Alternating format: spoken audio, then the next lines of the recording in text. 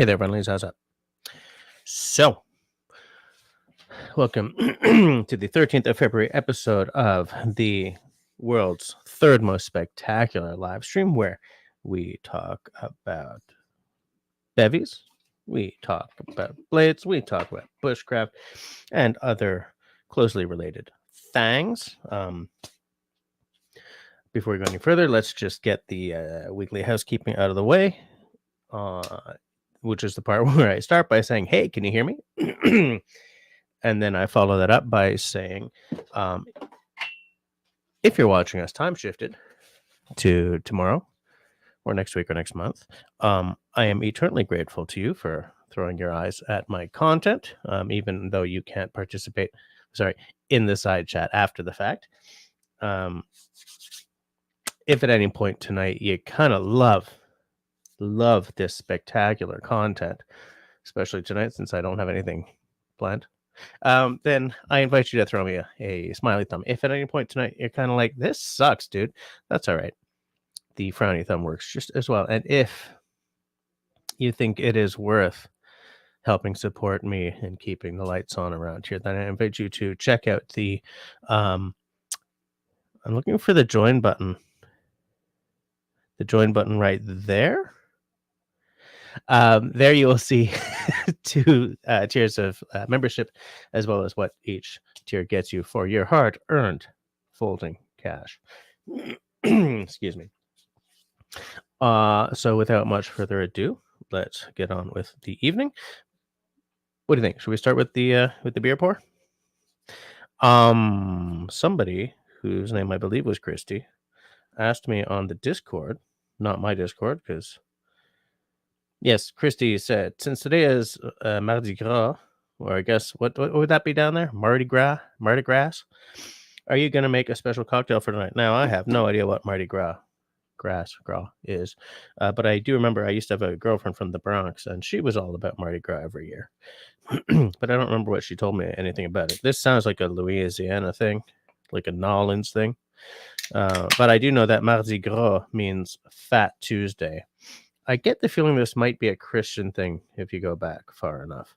But of course, in Quebec, the Quiet Revolution eradicated that cultural force in this province. So I have no idea what it's about. So, and I was going to throw a cocktail together just to make Christy happy, but ended up doing an emergency email to a teacher at the eldest daughter's school instead. But because it's Mardi Gras, I'm having a Québécois beer because it is French. It's very French. Got to get my head behind it so it doesn't. Oh my God, that's hard. This is Pic d'Ours. Will you please focus? There we frickin' go. It's a ale. It's a blonde ale from the Brasserie des Cantons. That's in the Eastern Townships.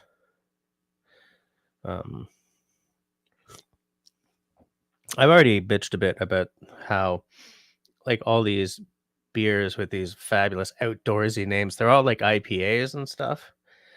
This one is not. It's just a blonde ale, which means I probably won't hate it, because as we have all heard me say, IPA makes Jesse dry heave. Cannot stand it. I don't really like beer of this color.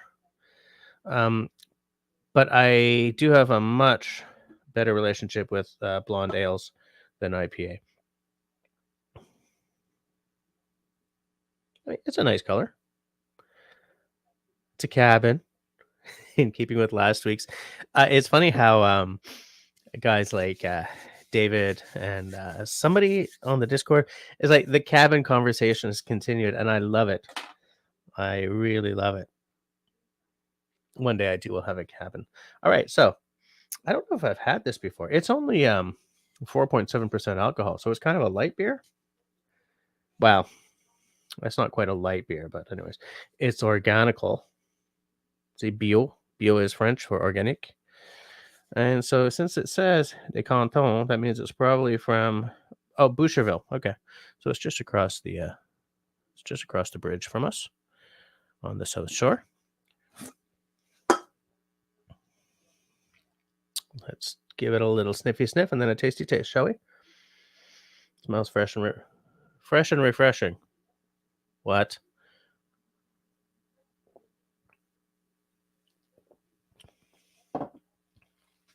Yeah, man. It was 40 degrees out today, but it's down to about 20 because the sun's going down. You're sitting on the porch, relaxing after that hot ass day. Maybe you were working in the lawn. Maybe you were building some houses. Maybe you were building a tiny house. Maybe you were slaving away over a hot computer looking for pictures of cabins. That's the way you end the day. That's a good summertime beer. I like it.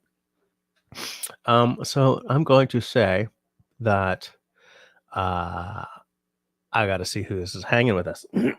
Country Boy, Channel Hero, first one in with hello. Al says, if the man on the street were to fart in the woods, would the bears hear it? Probably. They might run. Farting is a major part of your discourse, Al. I like it. I think we should talk about farting more. Not necessarily tonight, but it's natural, right? And there's Russell. So far, everyone I've shown on screen has been a channel hero. You guys are very important to me. And pointing out that Al is asking all the important questions. David, also a channel hero and channel mod. So, as I always say, be polite or he's going to drop the hammer on you. No, David, that's not the topic.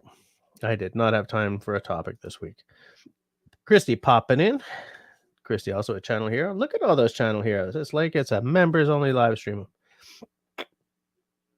Okay, there's y'all are just saying hi to each other in sometimes the most obnoxious ways possible.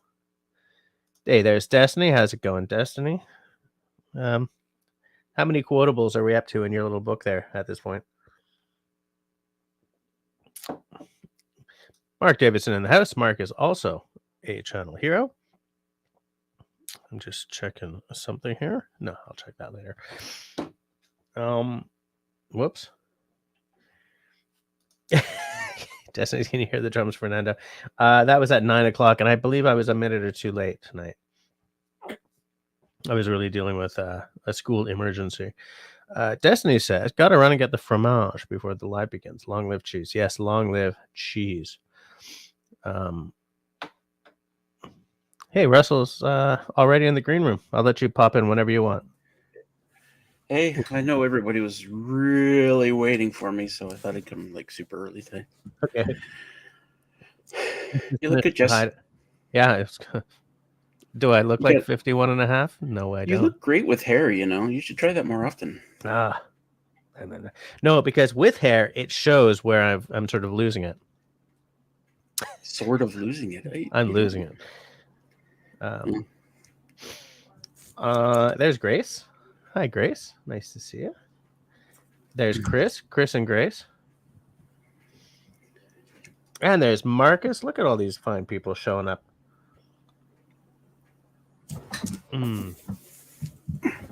How many people do we have? We got 21. How many thumbs up do we have? Just reload the YouTube page. 13 thumbs up, 21 people hanging. Some of you are hurting my heart.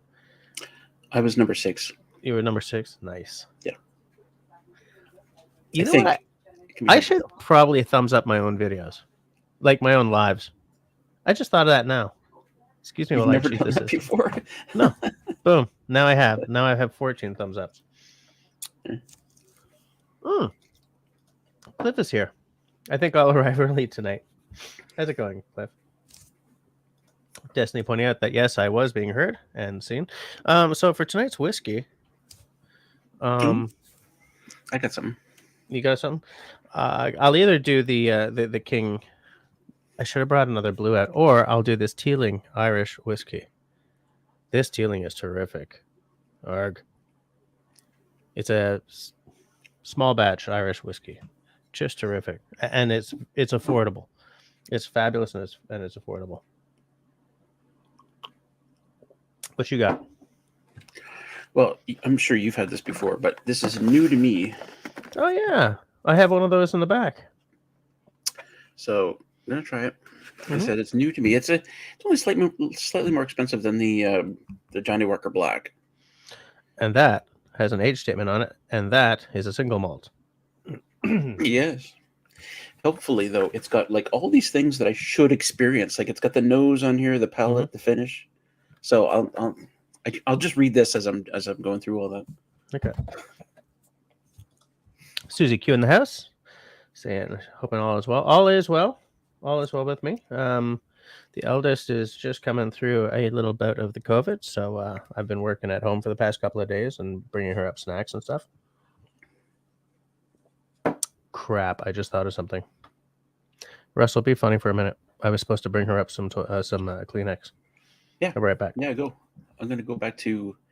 I'm kind of looking forward in the thing here, at least to what's important. 27 quotable quotes so far. We should have like trivia night, where Destiny starts reading a quote and then we all have to finish it. Oh, so sad. David's. I know I'm reading way ahead, and Jess is eventually going to catch up to here. But yeah, it's kind of an exciting thing to do and a daunting thing to do, right, David?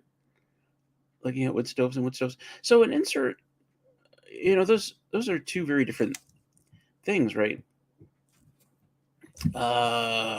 Well, not very different. I guess they're pretty similar, but I mean, an insert is going to go into something, right? That's it's an insert, where a wood stove is freestanding.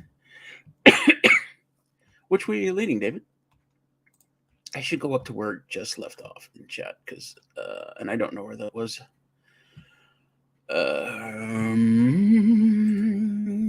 Destiny, where are you, Destiny? That you hear the drums?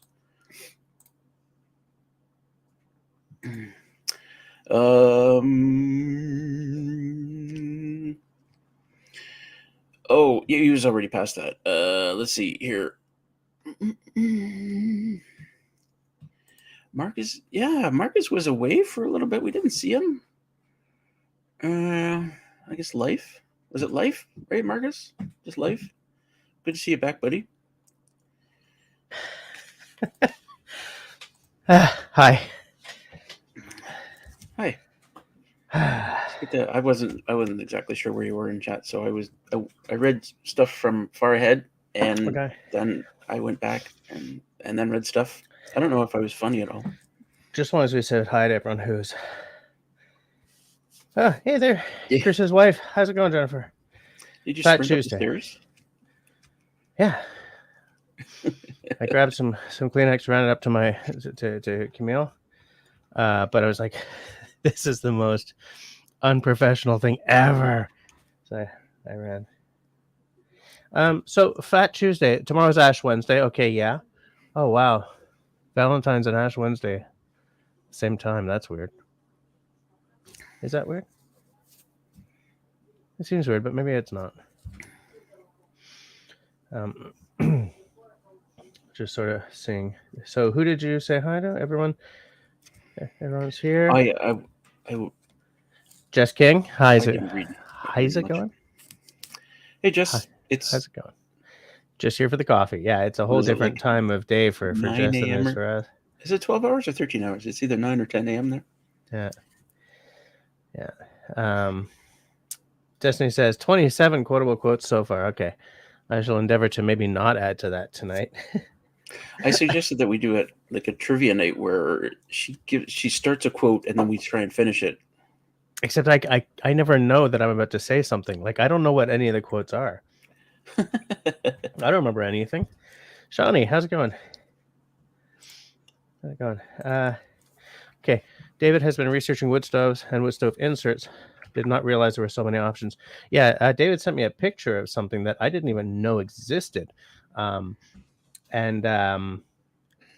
It's essentially a fireplace with a wood stove insert. And I think because inserts are one of the options for people with a fireplace that they can no longer keep here. I had only ever thought of inserts as being like a gas stove or maybe a pellet stove. I didn't know that you could buy like an actual wood stove insert. It's a great option for like if you have an old styles fireplace, like Hmm. they're really really inefficient, right? So Yep. you take that out and then you find an insert that'll fit in there, and they're far more efficient. And Yes. Yeah. Absolutely. Um, I mean, it still doesn't help me because it's the burning of the wood that is banned here. yeah, But I mean, I could see it being a really good option for someone who likes the look of a traditional fireplace, but wants like the efficiency and the oh sort yeah, of the better heat. What's the word? yep. Distribution, I guess. Yeah. Um. Anyway, I just wish that I could have wood burning anything. Oh, okay. Jess says it's 14 hours. So you can't even have like a pellet insert. Yeah, we can have a pellet stove or a gas stove. Oh, you can, okay. That's about it. But I don't want a pellet stove. I don't want no pellet stove. I don't like the idea of pellet stoves. Even like pellet. What are they called? Pellet barbecues or pellet smokers or whatever they are. Mm-hmm. I don't like the idea of that either. What? But I think for like a smoker or a barbecue, I don't like the pellet idea either. But for a stove, heating the house, the power of the wood stove and the fireplace were that in '98, when Hydro Quebec was, got its ass kicked by an ice storm, and some people were out of power for months. In like sort of I believe it was February time frame, they were still heating them. Those who had wood burning stoves or fireplaces were heating them their hoses. But these pellet stoves all seem to have electric starters on them. oh yeah, there's something electric about them. And I'm not sure exactly how they work. Like they have automatic or electric feeders. Like they feed in pellets and there's thermostats in them and Yeah, stuff. so it's not taking the place. Like it's not keeping you going if the province is out of power for a week, 2 weeks. For some people, it was months. Well, so what you need in that case? It wouldn't take a lot of power. So you just need like a generator, I guess. You'd need a generator for weeks on end. You need a generator, but if it's just like a few hours at a time, then just a power station. A power station, which I would like to get at some point soon. Country Boy's computer crashed at 6:00. Now, Country Boy being in BC. Oh, I see. Yeah. So, welcome to the. Oh, I didn't. I didn't pop that onto the screen. David says that pellet stoves have a hopper. Yeah, for the pellets and an auger. So, I mean, I kind of think that if after the big storm of '98, Hydro Quebec had thrown money into putting all the power cables underground, we would know that we're not going to have to deal with that again. Having gone the economic route and put some stuff underground, but a hell of a lot of it is still wires up above, I believe that we're going to have a situation where people are SOL. Because I mean, people in like Montreal. I don't mean out in the région. This isn't a Quebec wide ban. It's in certain urban centers. So, like, I wonder if there's going to be a lawsuit after that, like a class action or something. Like you removed our ability to heat ourselves when Hydro Quebec, gets its ass kicked by a major ice storm. But the gas was still on though, right? Yeah, but not everyone has gas. Not everyone was connected to GasMet. And what do you do? What do you have? Only electricity. We used to have an oil burning furnace in this place, but that got torn out two owners ago. Hey, Homie Omi's in the house. How's it going? How you doing? Got some cool stuff? He has some very cool stuff though. Like if you're into bushcraft gear, he's got some nice stuff. Mark asks, anyone know anything about the Winterwell iron camping stove? I was intrigued. Then I saw the price and I ceased being intrigued. Is this something that you saw recently? Because is that something that I saw recently? Because he said cast iron, and I think I know what he was talking about. I think you know what he's talking about, and I was also very interested, and then didn't do it. Oh no, that's the folding stove. I'm just seeing if he's talking about what I think he's talking about. That's interesting. No, this look iron. Yeah, it's exactly what I'm going to share the page because he's talking about exactly what I thought he was talking about, and I have thoughts. Huh. No, that's homemade That's marshmallow. Where is the damn winter whale? There we goes. There it bees.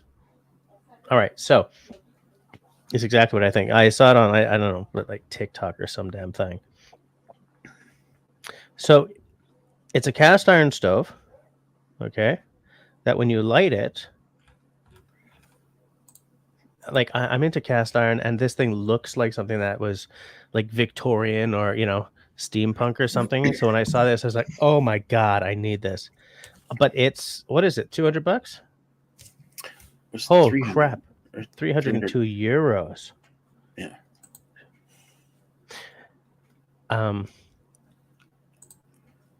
I just love what I see. But like it's small, right? It's very small. It looks like it might be a little unstable. Like you bump that thing and it's going to fall over. I just figured that the bottom was really heavy. It looks like the kind of camping stove that Ebenezer Scrooge would use while he is out bushcrafting. Do you know what I'm saying? Like it looks like that era,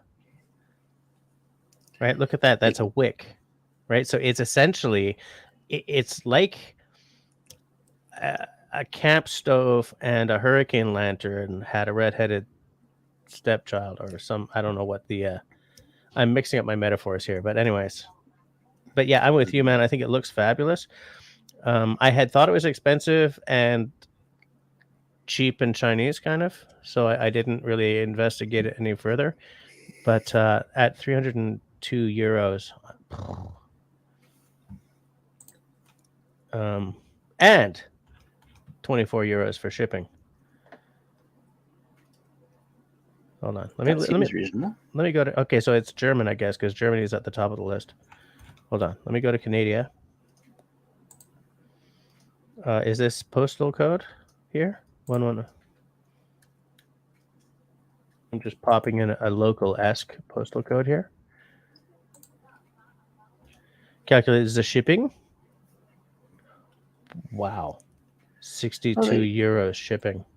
They have a US shop as well. So $379 US.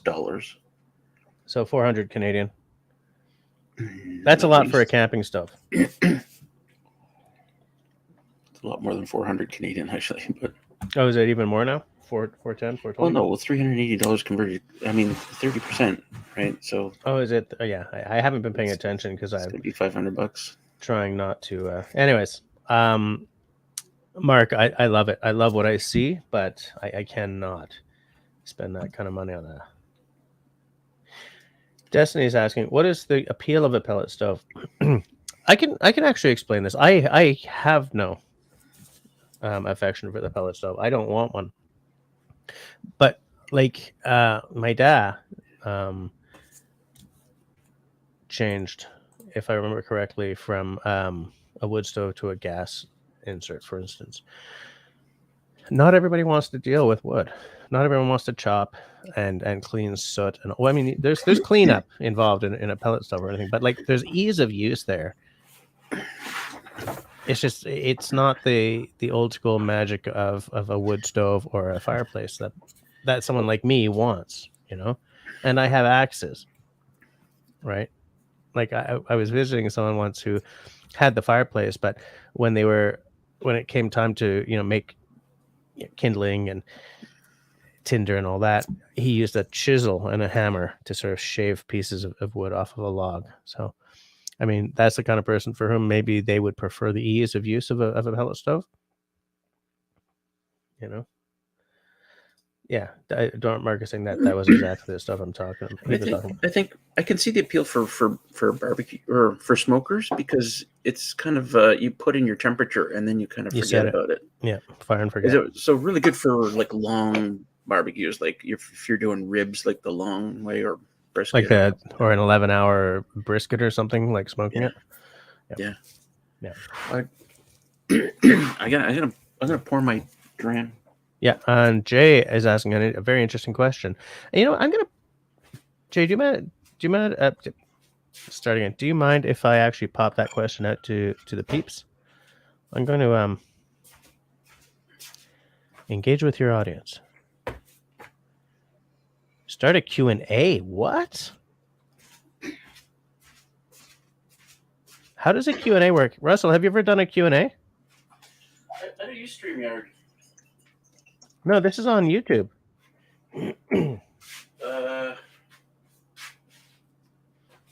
Well, the answer to that is no. I'm going to see if I can get it to work. I have to rinse it out. There was dishwasher smell in my Glencairn.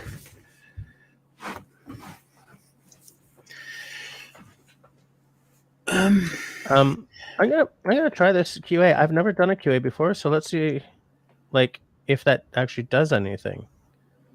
Questions. Okay. We'll see if anyone asks a question. Ask something. Jay, I really like this question because I'm with you. I really need to improve my map and compass because last time I did it seriously, I was a cadet, right? We did an orienteering course and everything. But like, I don't have a lot of opportunity to do map and compass orienteering. Most of the places I go have these clearly defined trails, and if you step off them, you kind of get in trouble, kind of thing. I had thought to maybe set up to practice last time I was out at Russell's place. The one time so far I've been out at Russell's place. But I sort of looked at the area and thought, probably not, because you can just follow the beaver ponds home, kind of thing. But it is something that it's a skill that I like. It's a skill that I respect, and I like the process of stuff like that, where you're like looking at this and sort of, okay, we do that. I love the process of figuring that stuff out. Am I making any sense? You could. It's a big property. You could have gone somewhere. Yeah, you think maybe I should get a topographical map of the area?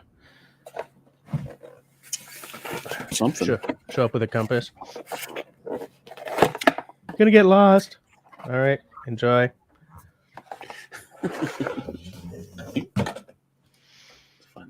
Anyways, Jay, that was a great question. I'm glad you asked that. So I started a Q&A, and I don't know how the hell it's going to work, but I throw that question out to you guys. Does anyone have a skill that they're... Oh, there is a question from Russell.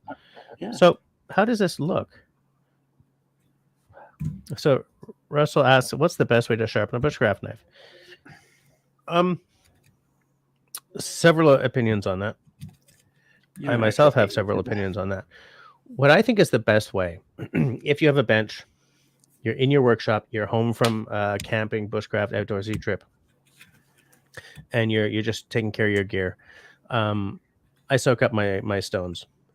Okay. Most of my knives are Scandi grind because it's the easiest to. You should use a knife to get that off. Haven't you ever watched my other channel, Russell? Shall we talk about all the stuff that Russell doesn't watch? Russell doesn't watch YouTube's. It's got one of those things, but it ripped off like. Yeah. That's why I use a blade every time. Where was I? Yeah. So I would use stones, soak them up. I am dying to trade my my stones for some splash and goes, some naniwas or something, or a Shapton glass. And just do it on the stones. It's easy to think that you have to start with a coarse stone every time you sharpen. You don't. You start with the coarsest stone you need, which if you're home from a trip, hold it near the mic. I want to hear the pop. Oh, Nice. You only start with the sharpest stone you need. And if you're home from a trip and you didn't gouge your blade or anything, start with a fine stone. Maybe that's all you need. Like maybe you don't need to get like a mirror polish or anything. Because here's the thing. Every time you use a stone, you're taking metal off your blade, right? So the more you can do with the more work you can do with a strop to bring that edge back, the better, because with a strop, you're not removing metal. If I'd known that you were going to pour that, I would have gone and gotten mine like that. Somebody's bugging me over on the side here. Just pour it already. Okay. So yeah, start with the finest stone you can get away with. If you want sort of a mirror image, like my stone is very basic. I have a 1000, 4000, I think it is. If you beat the crap out of your blade, you might need to start with like an 800 or 400, but that starts to remove some metal, man. You know, you don't use that kind of grit very often. And you work your way up, and then you finish with a strop.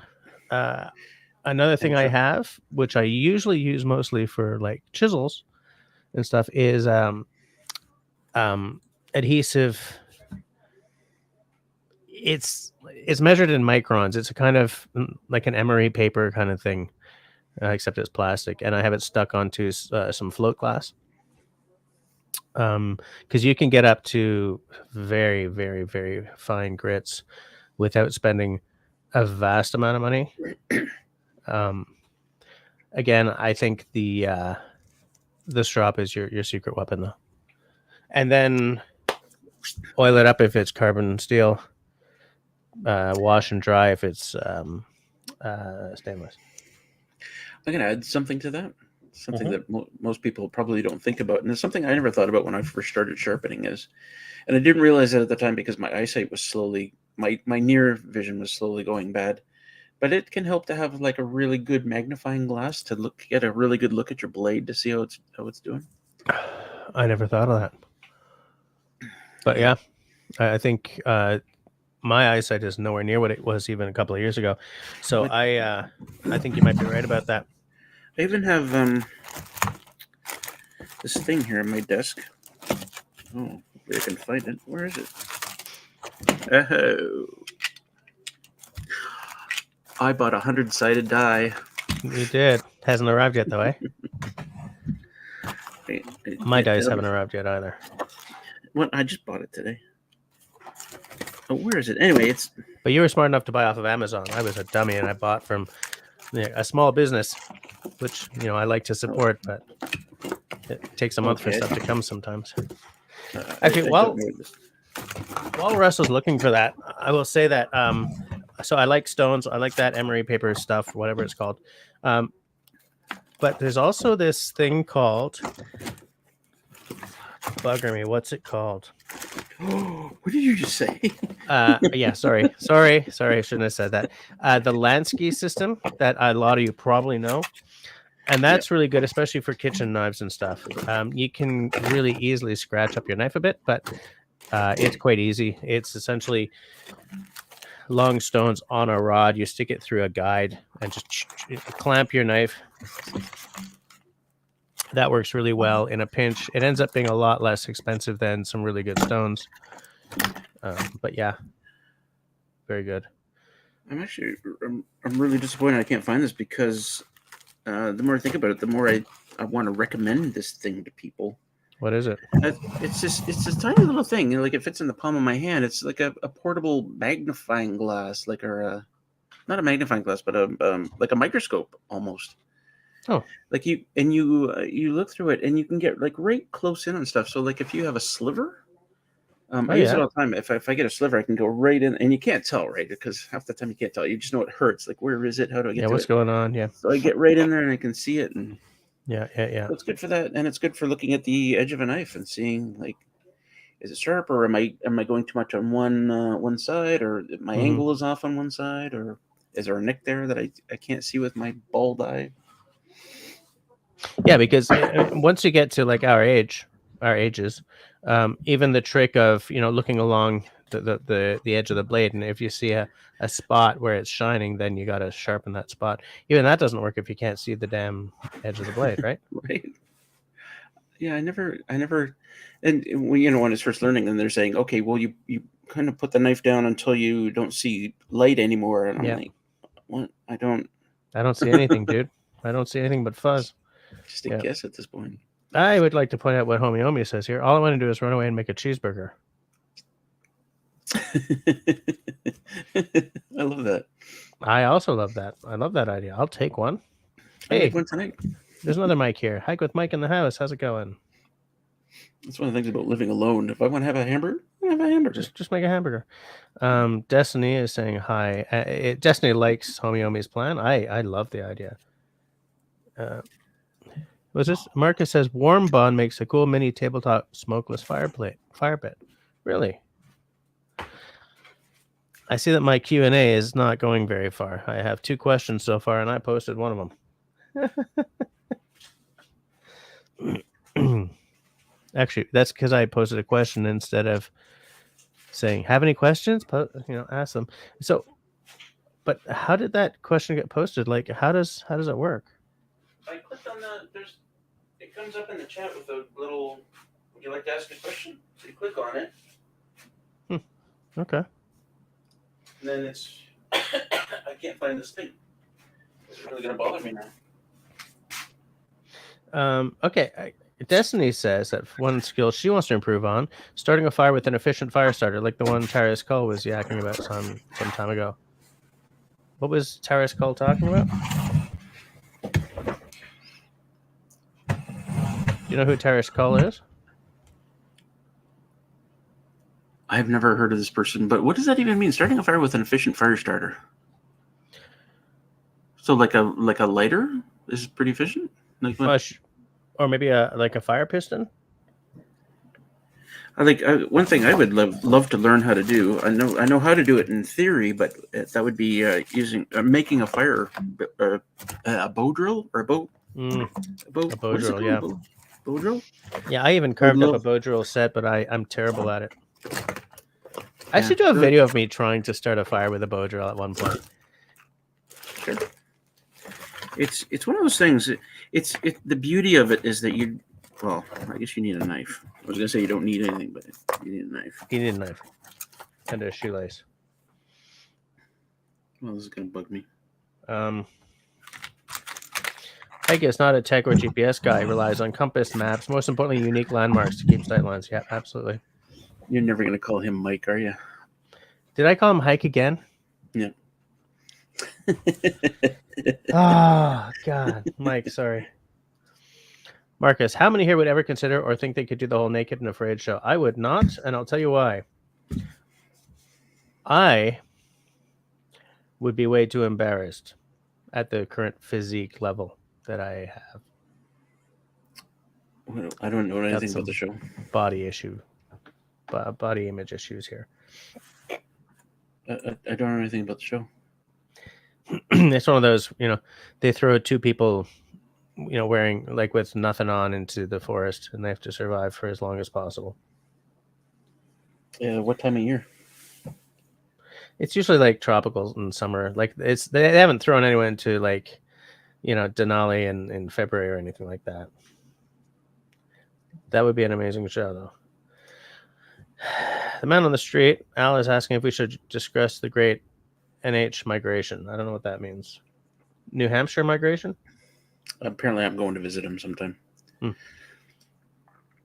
Good on you. Send pictures. Shawnee says, being able to track where I've been when maneuvering on foot, mapping out where my direction needs to be. For survival skills around the house, I think I'm good. Excited to hear others' answers. How many people here use, what's it called? Pace beads? Pace? Do you know what I'm talking about? Nope. What the hell are they called? Pace beads? Hold on. Am I right? Are they called pace beads? Pace count beads. Military pacing beads. Rothko pace counter. Yes. Okay. So what they are here, I'll show you some pictures. I'm going to show you some pictures. Everything's better with pictures. Pictures worth 1,000 words and all that crap. I like pictures. I like pictures too. I'm not making fun of anyone from any particular area, of course. So what it is you've got these things, and every whatever the number of paces is, you check off another bead, so that you, at the end of however blah blah blah, you know how far you've gone, kind of thing. That's another thing. I have heard of that before. I didn't know that's what they were called, but so you could use a shoelace if you wanted to do that. But that's another thing you've got to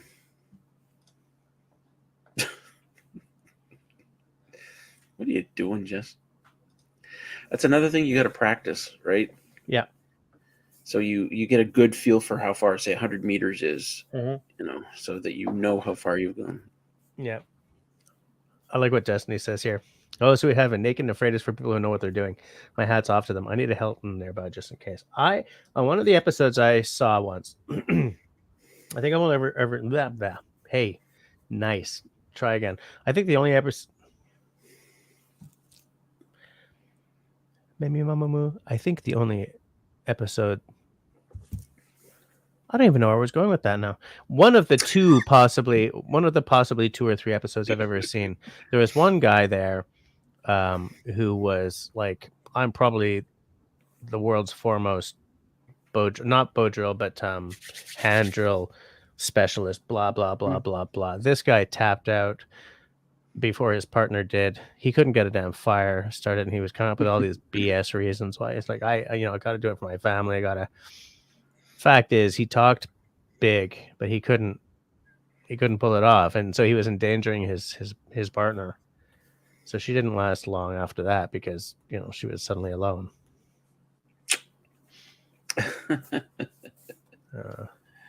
Oh boy. Are we eventually going to get around to Joe Rogan yet? Or are we not talking about that? Well, he was on Alone, wasn't he? Yeah. Yeah. Well, it was because he clocked out early too, though. He paid for that, though. I'm just saying this was because he lost his fire starter that he. Yeah. Yeah. Anyway, that's not about it. I mean, he talked about it when he was on one of my panel discussions once.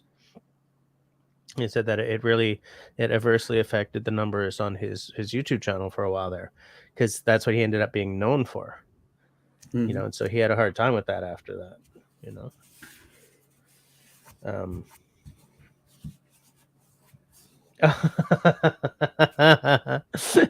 Alice says, "Just if he loves me, you'll pour now." Okay, I'll pour a little whiskey then.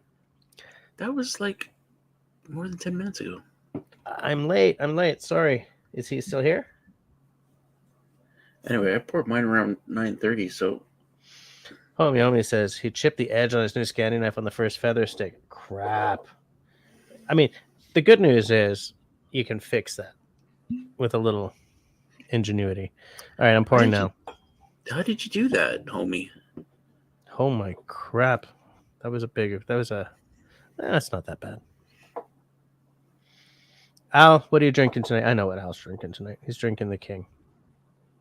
I should have drank the King. Huh. That's really nice. Yeah, it's a good color. What is that? A 40%, I think, right?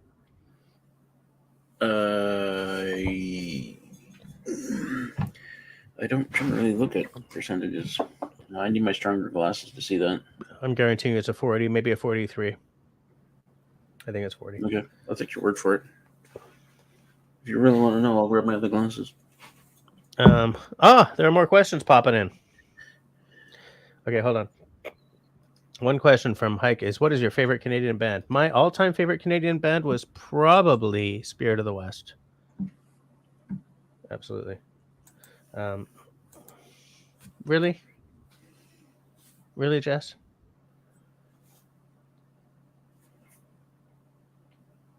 Like, I mean, there are bigger ticket bands that came out of this country, right? Like, there was, the Guess Who. There was Rush. Yeah. There's the Bare Naked Ladies. But there's just a magic to Spirit of the West. When when he died, I really felt that. I mean, you know, to some people is like tragically hip, number one with the bullet. I get that. But Spirit of the West really got me where I lived. They were really uneven, though. They had a lot of crap out there. A lot of like the artists that I love, I have to acknowledge like half their stuff is crap. You know. I bet you're enjoying that whiskey.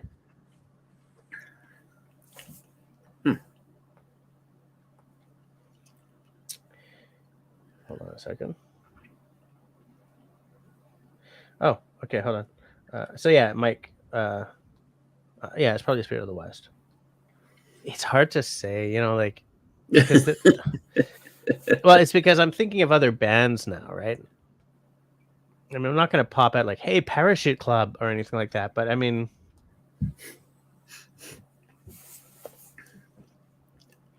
I'm going to stick with it. I'm going to stick with it because otherwise we could go down a rabbit hole, and I see that there are other questions and stuff happening here. So, okay, so Destiny says crazy Russian hacker.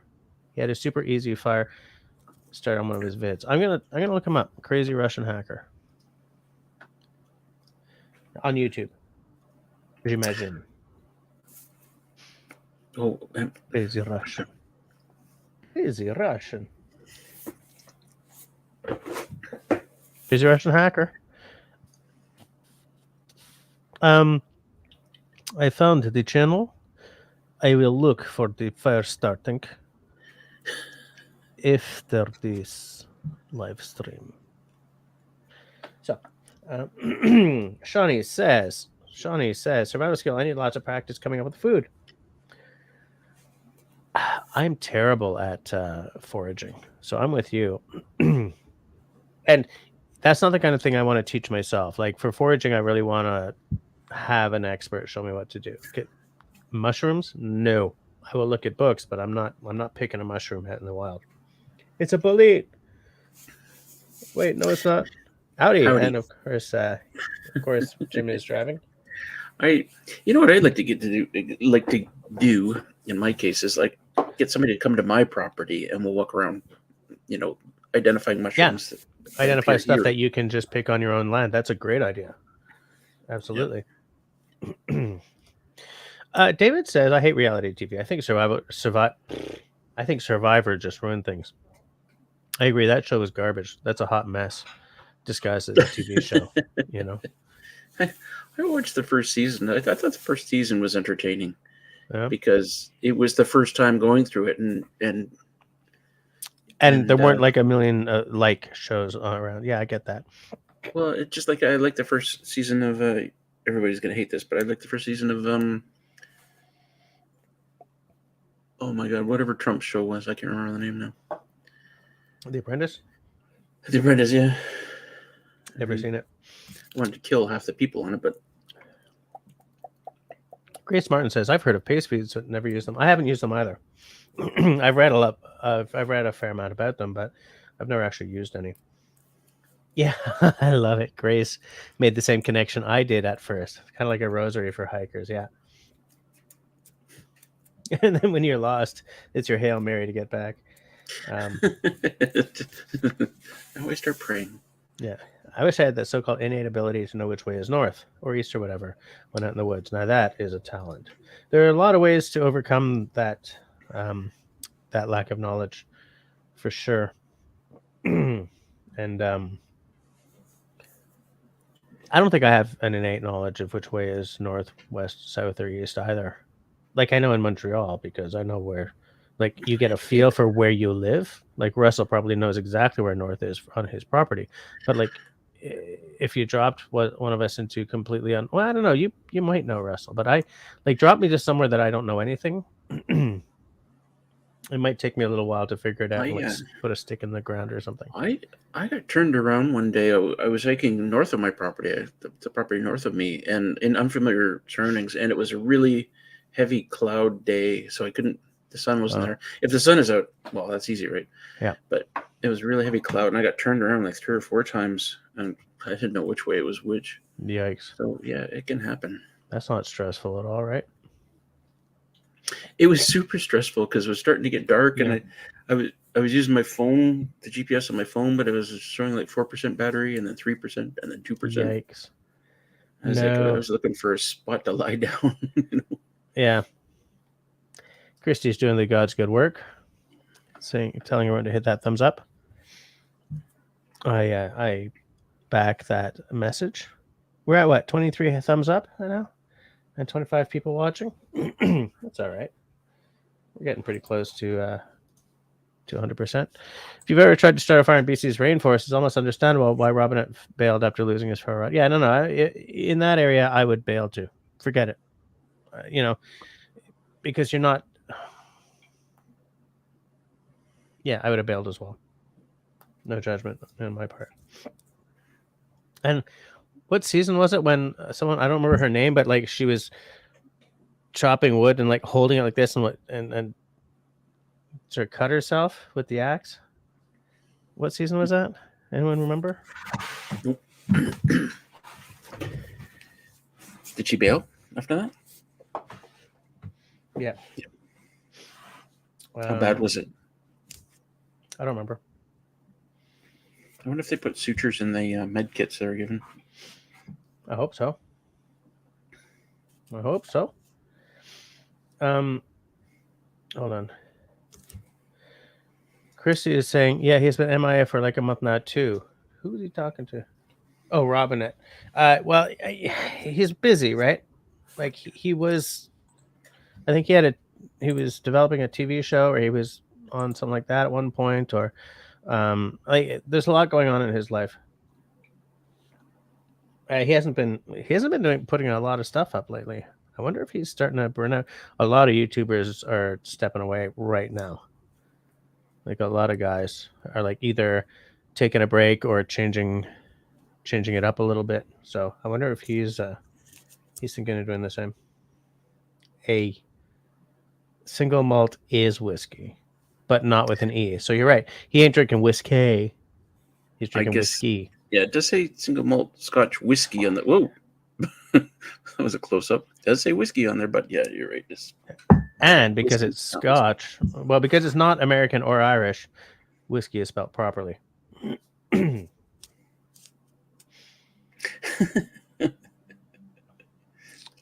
Hike with Mike saw Geddy Lee at the Blue Jays spring training facility in his hometown, probably a few times. They like to go down there to do the spring training. Jim would love to know more about food around my area, wild plants. Yeah, me too. I would love to know more about that. It kills us because City Girl and I will go like on a hike or something, and we walk along thinking, and she'll suddenly say it first, like there's probably 100 things we could eat that were right around us right now, and we have no idea. Imagine like setting down like maybe your barbecue chicken next to a salad that is all plant matter picked from your own land. Yeah, hello, like chanterelle mushrooms and come on. There's only a couple things I can identify.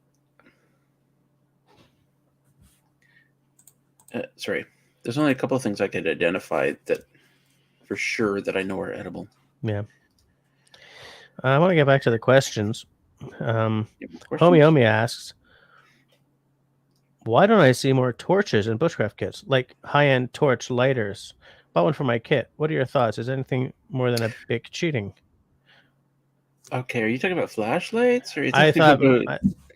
I thought he was talking about flashlights too, but is anything more than a big cheating? Now I'm thinking he might mean those lighters that like, that with like the.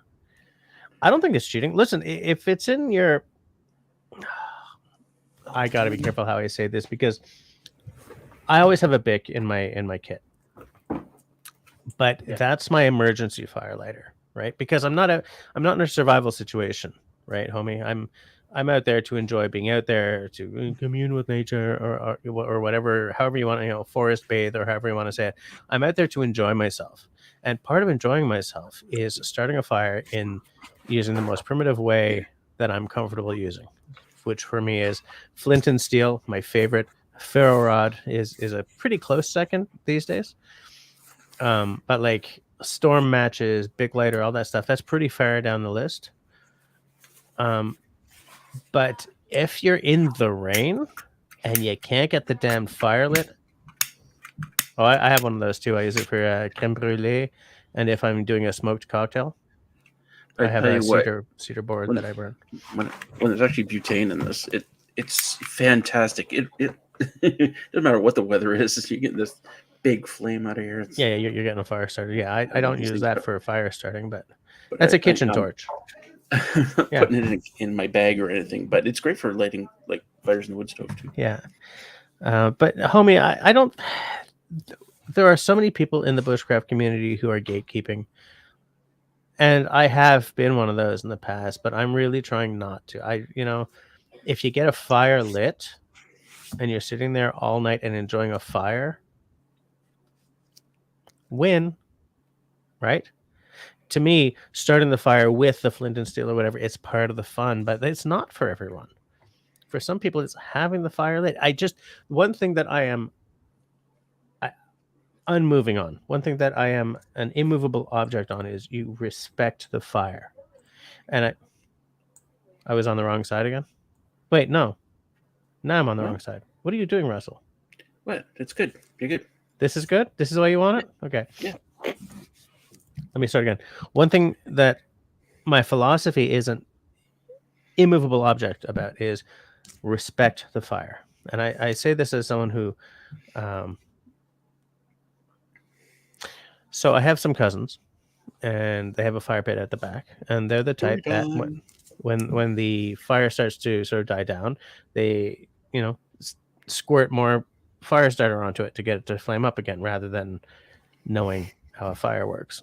And one night, my sister was over, and they were all sitting around this fire pit out in rural, not rural, but like the suburbs, and a fire started going down. So the husband, he took this fire starting jelly and squirted on the fire, and it exploded. And so there were these blobs of burning jelly flying through the air, and some of them landed on my sister's leg, and she was wearing shorts.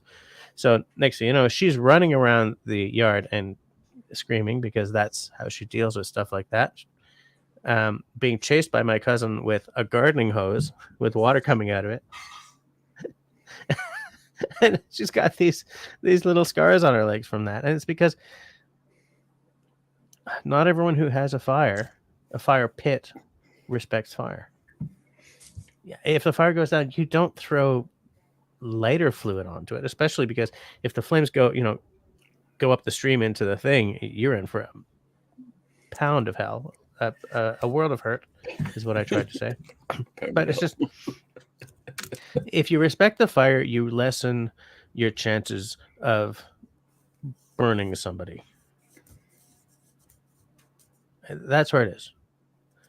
But if you want to start it up with a torch instead of flint and steel, it's not the way I would do it. But I'm not going to judge someone for it if they just want the fire going and crackling and making them happy. So no, that's not cheating. For me, it is, because of the philosophy that I just gave you. But it would be great to have one of those around. There have been times when I really wished I had like a freaking blowtorch, because the rain is pouring, and you do this trick where you try to huddle around a piece of standing dry wood, and with your knife shave it down to the dry parts and everything. And yeah, the theory is great, but it doesn't always work. I mean, there are times when I would have loved one of those lighters that you're talking about in my kit. I'll tell you what, one of these lighters and a great big mound of birch bark. Yeah, that's gonna help a lot. No problem. Yeah, I might have the exact same one as you, but I mean, I use it for cocktails and for creme brulee, stuff like that. And I think it might be the exact same one. Did you get yours at like Loblaws or something? Amazon. Okay. I think I did as well. Jay is asking, of course I can't show this. How many of you have a bug out bag packed and ready? What are the main contents? That's a good question. I don't. I did for a long, long time, but it got wrecked in an epic rainstorm. We were going through the back of the car and putting stuff on the ground while we were digging for stuff, and it just sat out there all night. And so everything in it, like the first aid kit, everything in it got completely soaked. So I've been meaning to put one together but I just haven't gotten around to it for 4 years. To me, a bug out bag I wouldn't necessarily have because I would bug in. To me, like what I want to have is a 72-hour bag. Every now and again, you're booting down the highway in the world's most epic snowstorm, and traffic gets stopped, and you're there for 3 days in a car, and they can't get to you. I mean, the news has had stories like this a couple of times up here in the Great White North in recent years. You want to have a bag for something like that. City Girl has a bag. Ready to go? I don't really have a bag here because this is where I'd go. Yeah, well, yeah. I'm gonna scroll to see if I can get Grace. Good old Grace. Mary Kate on season 2 cut her hand with an axe, severed a tendon. That's what I was talking about, but I couldn't remember the details. Thank you, Grace. Yep, definitely severing a tendon is a reason to call it in. Yeah, it's like, oh, you know what? I'm out. I'm just gonna go home now. Can you try and reattach a tendon with sutures and then keep going? And Nope. No, you're done. You're done. Yeah. Jim says you can start a fire with a spent big lighter. Yes, you can. That's true. Use it like just using the spark. Yeah. Yep. Use it like a tiny little ferro rod. Steve Wallace uses some unusual fire starters. Steve Wallace. Okay, that's good to know. So let me take note of that. Steve Wallace. Man, Destiny knows some stuff. She knows some channels. So let me just say, Grace. Yes, what do you think? What are your thoughts? It grew on me. The first, I don't know if if it's always this way with me, but the first few sips were like, I don't know, but it's grown a lot on me, and now I'm getting the flavor. I wonder if I should have just let it sit for longer, but the 12 minutes. A minute in the glass per year in the cask. Yes. Christy says, unto Jim, I saw a video where Ted Baird showed how to do that. Yeah, it's a big lighter is useful in this kind of situation long after all the gas in it is gone, for sure. I mean, if you have a ferro rod, then maybe not, but in a survival situation, any tool counts. Take a look at. Okay, never mind. No, you say take a look at. What was this about? No, you'll get there. It's okay. Stumble. Shawnee does have a bag for 2 adults, and the 3 kids each have a bag. Then there's a food box with it. Can't list what's in it. I'm working that. That's fine. That's fine. But you're well prepared. Christy says Steve got a bug out bag for Christmas for my daughter, and we're gonna get me one. We keep it in the truck, and there's a ton of stuff in it. Like, did your daughter put a bag together, or did she buy like a prepackaged bag? You know what I like doing, and here's a video that you should do in the future, Jess. I've seen other people do it, but I think you should do it. Get a bag and and prepare it with $20. You've only got $20 to spend. What do you put in the bag? And go. So like you're going to the dollar store survival kit kind of thing. You're going to the dollar store. You're going to Goodwill, maybe for clothing. I don't know, but see what you can put together for. I don't know if you can do it for $20 anymore because of inflation, but maybe it's. But you can probably do it for 50. Oh wow! Yeah. Check out this torch that Homyomi just sent me. That's cool. That's interesting. Hold on a second. I'm being called by the eldest daughter. Where did you? Yeah, go ahead. Homie, where did you get that torch? And it looked like it was all copper. I wish we had a bigger picture of it. But that was neat. Yeah. So again, from our daughter, we're gonna get me one. Keep it in the truck, and there's a ton of stuff in it. So yeah, and we're gonna actually, let me tell my favorite story while Jess isn't here. Not my favorite story. Let me tell you a story. This was a family living in New Orleans, and they got the warning that the hurricane was coming. So this was years ago, right? And they were ready. I guess they were ready for whatever reason. They had all their stuff that the first thing they did, of course, was call a hotel a couple of hours away and book a couple of rooms. And then they had all their stuff in like blue bins. So it was like And even the kids knew which, this is the blue bin that I take and put in the back of the van. You know, there's the blue bin you take.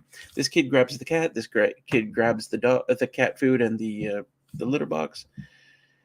And they went out that night that they got the warning when there was almost nobody on the road. It was the next day that the roads were completely jammed and nobody could get out of New Orleans. It sure does pay to be prepared, though. But Christy, I'd be curious what you guys need in your bug out bags. Like what are you looking at? Like up here, even if you don't have it in your bug out bag, you would have it beside your bug out bag. Is a good pair of boots, like winter boots, right? And maybe a winter coat, or maybe mitts and a hat and stuff. But I know you live in Nevada, so yours is going to be different, right? Sorry about that, folks. The eldest daughter wanted some saltines. Homie, where did you get this? Where'd you get that? That is cool. I asked that as well. Oh, you did? Okay. Country Boy has his own proprietary blend of hardwood shavings from work, mixed with a certain wax stuff and other stuff as fire starter. Yeah, I use shavings from when I've been planing, like pine and stuff as well. Absolutely. In fact, I always bring along stuff like that when I go on a bushcraft trip, just in case I can't find anything. I've been skunked before. Not skunked as in sprayed by a skunk. I mean, I have been unable to find some fire starter before.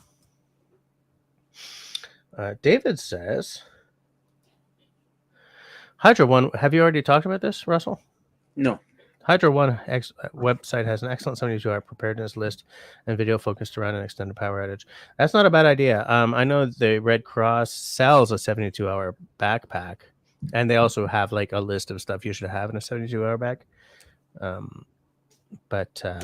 Yeah, I think I don't think you have to be. No, I'm good with saying that. I don't think you have to be a prepper to know that you need a 72-hour bag. Like a doomsday prepper kind of thing. I think that a 72-hour bag at this point is just basic civics almost.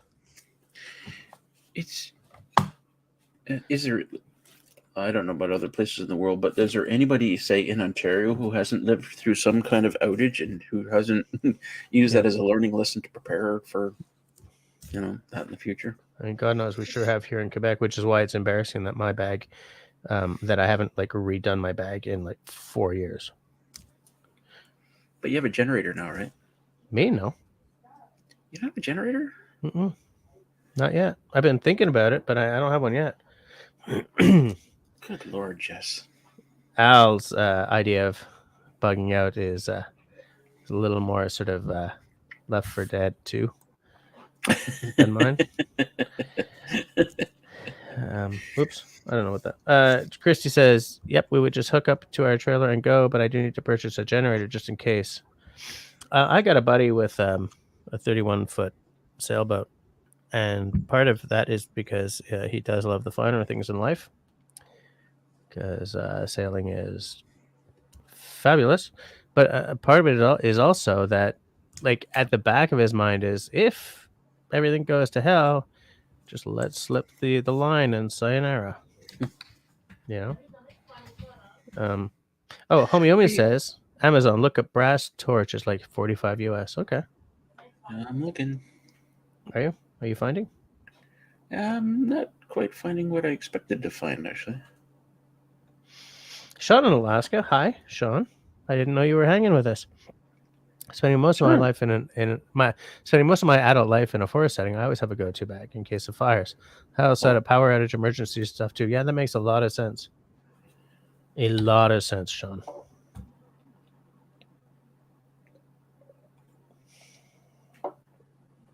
Man on the street, Al asked a question, but it just says why. Jay says, and my next video should be packing your new updated 72-hour bag. I should really do a video on a 72-hour bag. I'm going to take a note of that. I'm going to take a note of the 72-hour bag and what Russell said about doing it at like a dollar store survival kit.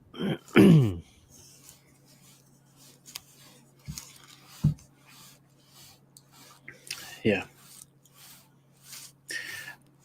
David, I'm not gonna look it up right now, but was there like any fishing components in that 72-hour kit on either one? Fishing used to be a big thing in bug out bags. You gotta be able to fish. You gotta have a credit card where you pop out all the hooks and stuff, right? That little metal credit card thing. And yet, the reality of, am I going to be fishing in an emergency? Well, probably not. Maybe not in the first few hours of an emergency, but if it extends to like 3 or 4 weeks, you might be, right?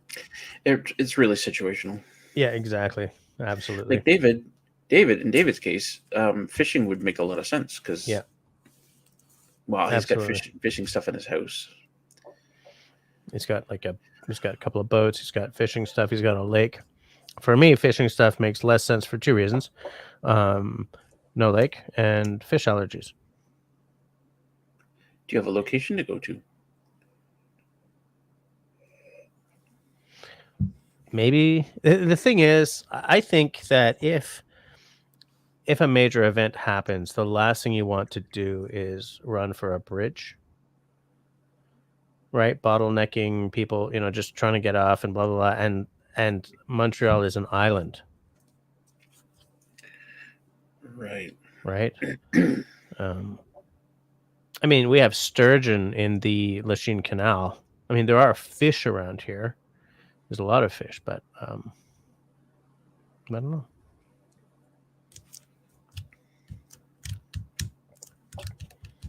I just don't know. I just don't know. Homie sent me a screenshot of what he bought, I believe, to his Instagram. I will show the screenshot. Yeah, I found that torch. It's the Sondico butane torch. I believe you might be right. I'm just making sure that his name isn't showing up. Is this what you found? Does it say Sondico? No, it doesn't. It's something else. Well, it's one of those things where it's probably like there's probably a half a dozen companies selling the same thing, right? Yeah, it's very similar though. Yeah. Cooking blowtorch for food, barbecue, kitchen torch, creme brulee. You can't beat a good creme brulee, you know what I'm saying? I know. Sean says that sturgeon are whitefish. Good eating. I can eat whitefish. It's just the oily ones that will kill me.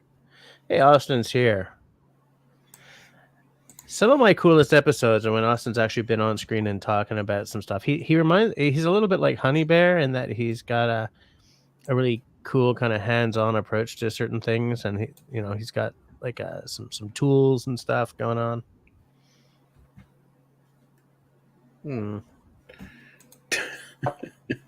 I'll pour one small. Wow, we're already at 10:15. See, I'm having a blast, so of course time is going fast.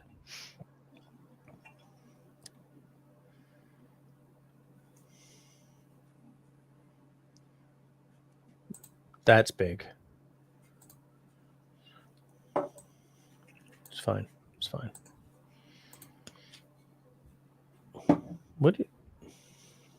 Yeah, it's the same one. That one looks a little more bronzy or pink gold.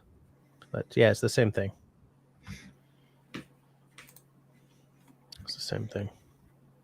I mean, it would be tough to justify making the purchase because I've got like a kitchen torch already, but I really like the look of that one. Hold on a second. Austin says, we've positioned our life in such a way that I can think of few scenarios where we'd bug out to anywhere. And I would bug in as well. Living where I do, I don't want to expose my family to possibly nutso streets, right? Just hunker down. Like, we know the environment in here. Worst comes to worst, 2 owners ago in this house, the unfinished part of the basement where I've done some of my live streams from, where all the tools that was a panic room for the 2 for the owners 2 owners ago here. They were both Holocaust survivors. They had this entire place set up so that they could hide if brown shirts came crashing in the door. I mean, it sounds ridiculous to me because I didn't live that, but they did. And a lot of, I've known a lot of people who lived that reality in the Second World War because I used to work at a Jewish nursing home. So I understand that it never lets go, right? So it never let go of them. So in this place, they had a panic room set up back there. Is it useful to have a panic room? Not if someone's burning your house down around you, but I mean, in a shift hits the fan situation, people aren't going to be burning down houses. They're going to be robbing houses, looking for canned goods and stuff. You know, we live where people where people want to come. Yeah. Oh, so Homie says in my, I'm just taking a look. Hold on a second. There's questions here. Al is asking Russell's bug out, Jess's bug out, or Al's. I don't know. What do you think, Al? I can't share the actual questions on screen, which bugs me. Well, it's annoying. Yeah. Christy asks, if there was an EMP hit on the country, what would you then put in your bug out bag to help? Boy. Right, because then suddenly the GPS in my phone doesn't work. The phone doesn't work. The satellite phone on my phone doesn't work. I think you take it back to the old school, as the old hip hop song used to go. You know, you make sure you've got an analog compass. You make sure you've got like an analog map of your area, so that you know where you're going. You make sure. You know what? I should take note of that. An EMP. Sorry, the question was about an EMP strike. Yeah, if there was an EMP strike. That's a bad situation. That's really bad. Mm-hmm. I mean, it can be. Really taking note of that to think about for later. I mean, look, here's the thing. If there's an EMP strike, you're just rolling the dice. Right? You know what I'm saying? Like, because if there's an EMP strike, you're probably about to get nuked, or someone just sailed a dirty bomb into your harbor or something, right? So that's what I got to say about that. Homie says, so in my attempt to become an outdoors man, I bought Fjallraven pants and shirt, but they're both going back. All I'm keeping from my last order is a wool beanie. I love Fjallraven. It's my favorite. I have a great pair of pants and shirt. Thing is, it may be way too expensive for, like, I have a Fjallraven fetish, maybe not really a fetish. It's not like weird and kinky, but I mean, I love Fjallraven. It's my favorite outdoor brand. But at the end of the day, if you walk into Mark's Work Warehouse or whatever the hell the American equivalent to that is, you can get some pretty solid clothes from whatever Carhartt or whatever, and maybe save some money. Like my ripstop Carhartts are like amazing, but my problem with them is that they're so freaking heavy. And yeah, the Fjallraven has it over Carhartts for that, right? Because it's not supposed to be. It's not made for workwear. It's made for like crossing the, the woods kind of thing. But I mean, it's not the most. It's not the only sturdy wear that there is out there, right? Yeah. Mark is asking if anyone's keeping meds or antibiotics in their bag. Meds, yes. I always have like a first aid kit that's got some very basic meds, but I'm not carrying antibiotics at all. Sorry, I was going a little français on you there. Sean says sturgeon will also live in a bathtub for many hours after you take them out of the river. They will also cause your wife to scream when she realizes it's not her husband in the tub, or so I've heard. So, not from experience, Sean. I've had sturgeon living in my tub for 7 years now. Country boy is like, God damn it, come on, mouse. Is that why you're single? Yeah, I was trying not to ask that question. Yeah, so in Austin's case, they've been spending more time on practical skills, canning, food preservation, and gardening. Yeah, that's a good set of skills to have. And finding ways we can be useful to our neighbors and small community. I have said this. I'm on record as saying this several times now. After the world ends, I mean, putting myself in that kind of headspace, to me, it's about building a small community. You know, someone who's a good carpenter, someone who can do metalworking in some fashion, some way. People who can, like fit their skills in together so that you get a little community going. That's the way you do it. That's the way you survive. A single guy with an AR and an AK and a couple of 9mm on his hip, maybe a 45, because A team, not going to live that long. Sean, David is asking Sean, do you plan on installing an extra large bathtub just in case? Yeah, how many sturgeons are we talking about here? Yeah. Sean is asking, wouldn't a CME happen before an EMP, or more likely? I don't know. I have never thought about this. A CME being a coronal mass ejection. Mass ejection, but what's more likely than the other is almost impossible to say.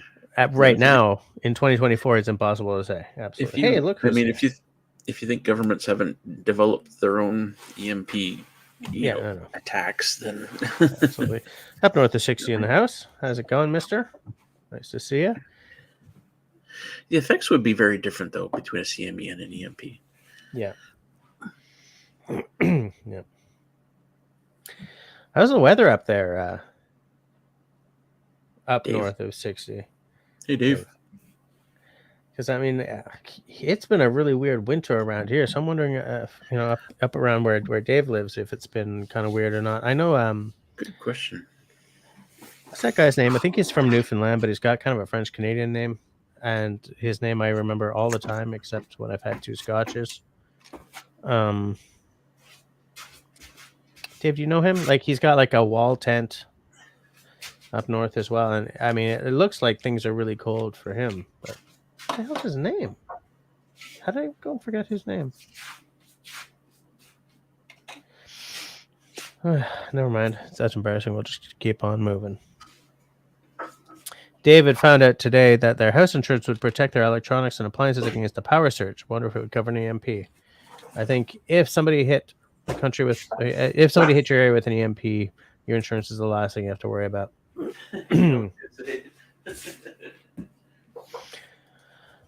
Austin's Corner asking, oh, God. Okay, we don't do politics here, but I will just answer you. Yeah, are the new French language regulations on business signage really as controversial as the CBC made it out to be? I didn't know that there were new regulations on signage, but the current Quebec government had to invoke the notwithstanding clause to get their latest language laws, to happen. For those of you who might live in the States, the notwithstanding clause allows a government to set aside the Constitution for the purposes of whatever law they're enacting for a period of 5 years, but they can renew it. Really? But yeah.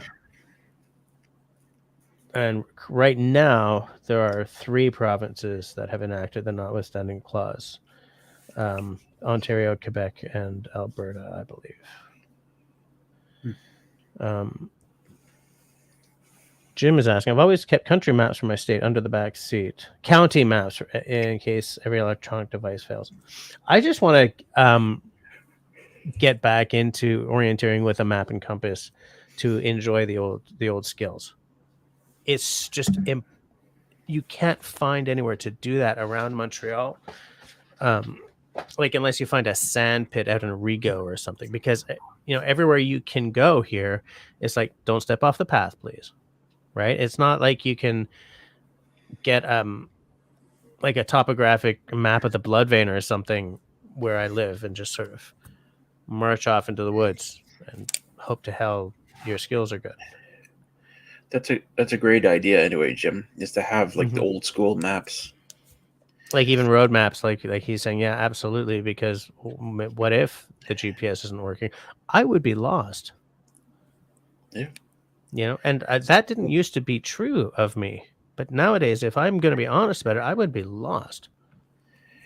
That's one of the things in City Girl's bug-out bag is a map, how to get here. Yeah. And, of course, she knows how to get here, but, if she can't go down a certain road, she's got to make a detour, then, she'd be lost without a GPS. Yeah. It's, yes, thank you, Mark. Jay Leger, yeah. He probably doesn't pronounce it that way, but yeah, Jay Leger is who I was thinking about. He's had some fairly cold weather recently, it looks like. Oh, okay. Homeomeus says the shirt was too small, and I was shamed into returning the Keb pants. Those are bigger ticket pants than I have. Planning getting the Vita Pros. That's what I wear, and I love them. I absolutely love them. They're a little more reasonably priced than the Kebs for sure. And you won't regret it. I love my Vita Pros. Absolutely. Well, what are we spending? Like, what do the pants cost? Those Keb pants. Well, the Vitas are like 150, I think. The Keb, I think, are closer to. Okay. I mean, I'm talking Canadian dollars, and I don't quite remember, but I seem to remember them being kind of close to 300 Canadian. But I don't know if that's true. It might be the Kebs or another pair. They've got some pants that like hit $500 easily. Yeah. You know, like the bibs and stuff. This says it's been quite a mild past few weeks, minus 14 degrees, averaging minus 20. Yes, it was Jay Leger. Yeah, absolutely. Mild. I mean, up where he lives, right? Let me tell you, Dave. Let me tell you about mild. The lake in Tweed has open water. Right now, there should be like 50 ice huts out there. Mm-hmm. It's crazy. Like February is the time of year when I go across my pond and I bring in the trees that the beavers have taken down. But don't do it. Not this year. No way. No. Right now we're at 0 degrees Celsius, 0 degrees Canadian, rather than 0 degrees freedom. But today it was 3. It was 3 degrees. I mean, this is February, guys. It was like 12 Celsius the other day. Yeah, it makes no sense. Austin says geocachers who use map and compass are incredible. That is a skill that I find incredible. The geocachers, there must be geocaches around Montreal, right? Not in Montreal, but like. Oh, I'm sure there's stuff. There's absolutely stuff. I'm sure of it. David Evans says, I know no politics, but I love Danielle Smith. We're just going to skip that because I hate Danielle Smith. I'm just going to keep on moving because it's getting... Oh, you just had lunch with Jay last week? Nice. Man, that's a lunch I would have liked to have been at. Yeah, I think you're both your channels are great. Both your channels are so foreign to like my lived experience that I just can't get enough. Just can't get enough. Just can't get enough. I just can't get... Free points to anyone who knows what band I was just quoting there. Russell not included. I always thought it was I Just Can't Get It Up. If you're right about that, I'm not even going to be embarrassed about it because that is so redonkulous. Just let me look that up.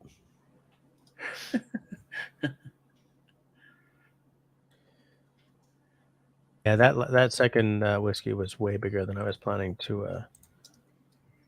Well, next time pour a smaller one. I was planning to pour a smaller one. No, you're wrong, Russell. You're just being a brat. What, you believe me?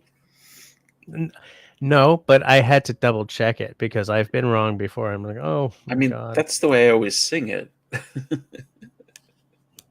Quelle surprise. God, I'm never going to sing it the same way again. David and Kristen know exactly where I was going. Oh, once you mishear a lyrics like that, or somebody tells you lyrics like that, that's it. You can't. Montegreens are like the most irritating thing. Like, I can't remember. Like, I have one that just, it used to get me every time, and I don't remember what it is right now because, booze, but we should be down in the mine. Okay. Yeah, we should. Exactly. Where you are, it should be in the minus 30s. Around here, it should be the low minus 20s, right? Minus 25. High of -5, lows of -15. Kind of, yeah. Typical. So, yeah, and the thing is, I mean, I'm going to go out on a limb, Dave, and say you didn't go up north for 0 degrees in February, right? But anyways, homie, maybe because they're stretchy or because they look like chaps, but a bushcrafter I kind of respect laughed and called them the stretchies. Oh, you want to do it in a solid color? Mine are the khaki. No, whatever. It's kind of like a dark khaki green with the black knees. But yeah, any other color, and they do look kind of weird for sure. David Evans is -6 degrees at the lake. Yeah, I was going to say the temperatures over the next 7 days look sort of more normal. Highs of next 3 days, highs of -2 here, low -12, -6, -14. Well, I mean, if you're going to check the weather, I'm going to check the weather. But I'm not. I'm still not going across the lake with the pond with my ATV.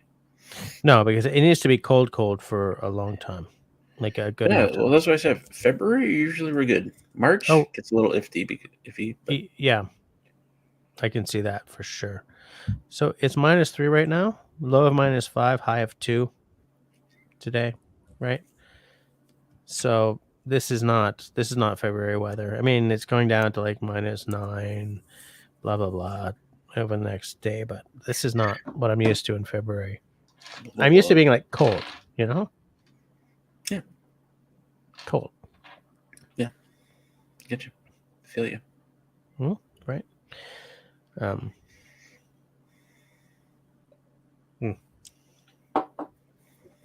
mean, whatevs, right?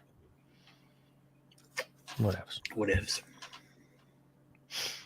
The thing is, like, you don't have to love the cold to appreciate what the cold can sometimes bring. Like Russell being able to walk across the pond in February to do things like what is that you usually bring across, wood or something from the other side? Trees, yeah. Yeah, right. Like the beavers take down the trees, you can bring them over and chop them up. Yep. And you can't do that right now. No. It's kind of like every year you're just rolling the dice now, right? I'm saying that because I have a handful of dice on the desk here. If anyone's wondering why I said roll the dice like 3 times tonight, it's because like I've got a crap load of dice in my hand. I love dice. The world opens up to you when you have dice. I also love dice. Absolutely. The world is your playground. The world is the. Do you have a favorite dice style, like D20, D10? Oh, D20 has always been my favorite. Yeah, it's the perfect dice. Perfect die, sorry. Christy's asking if you've been able to walk on the pond at all. Now, except she didn't put it in my Q&A. Well, I can't see your Q&A. Yeah. Christy, I assume you mean this winter. Yeah, there was definitely a time when I could have been out there walking around. And the dogs still walk across it right now, which, so I guess there's still ice there. But, I mean, I could probably walk on it right now, but I just wouldn't take the ATV on. Living solo as you do you want to take any kind of chance at all? I take chances all the time. Do you? Yeah, I kind of have the opinion that you can't worry too much about shit like that. All right. Like going, when I was building the cabin, I was up on, going up on the roof by myself. I was up. The scariest parts were probably when I was doing the like the house wrap way up in the, from the outside up the ladder, all fully extended, and stapling it up there. Pretty scary stuff, but otherwise, I'd never get anything done. Yeah, it's funny because as I talk, like when I'm trying to get something done, I do unsafe stuff all the time. It's like it's stupid. I mean, but it's because I don't have the, I'm like, I don't have the patience. Let's just get this done. Dave's asking, is anyone planning to attend the outdoor show this year? I'm considering attending the Vancouver or Calgary show. The outdoor, it's too far for me because I don't think it comes like there's no outdoor show there's a show de pourvoirie. There's like a hunting show, but there's no real outdoor show that hits town really.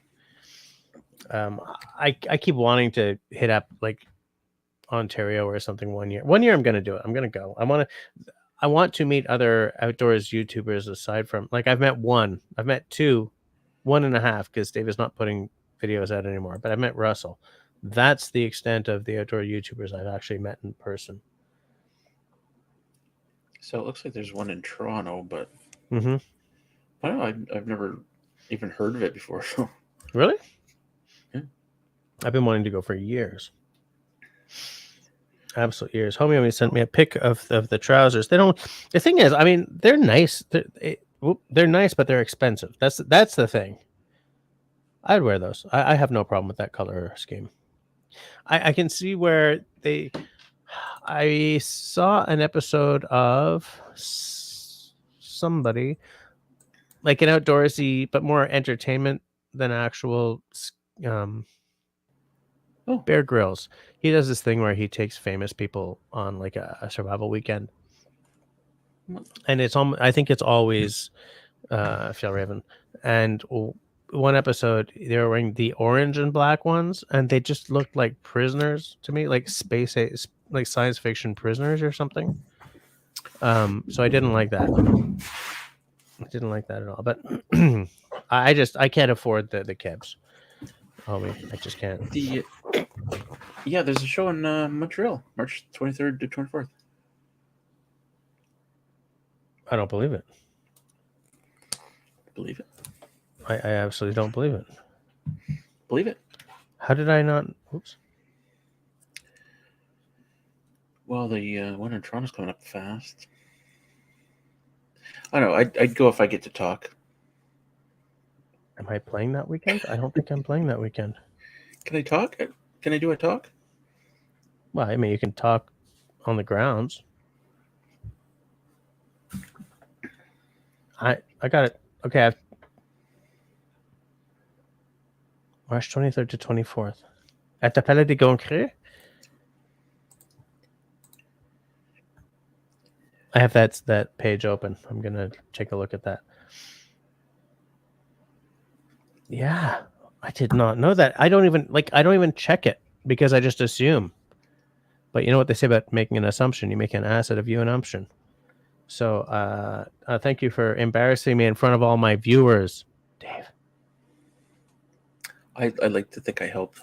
You're a very helpful guy in that kind of context. I'm gonna check that out because if I can actually go to a freaking outdoors show, how much does it cost to go? Please enter your email to purchase tickets. No, but okay, I'll do this later. I'm not doing this now because I'm in the middle of a live stream. Adult $14 plus taxes and fees. Maybe I'll take Cody. Kids under 11 are free. Cody ain't. She's 12. How will they know? They're not gonna know. They won't know.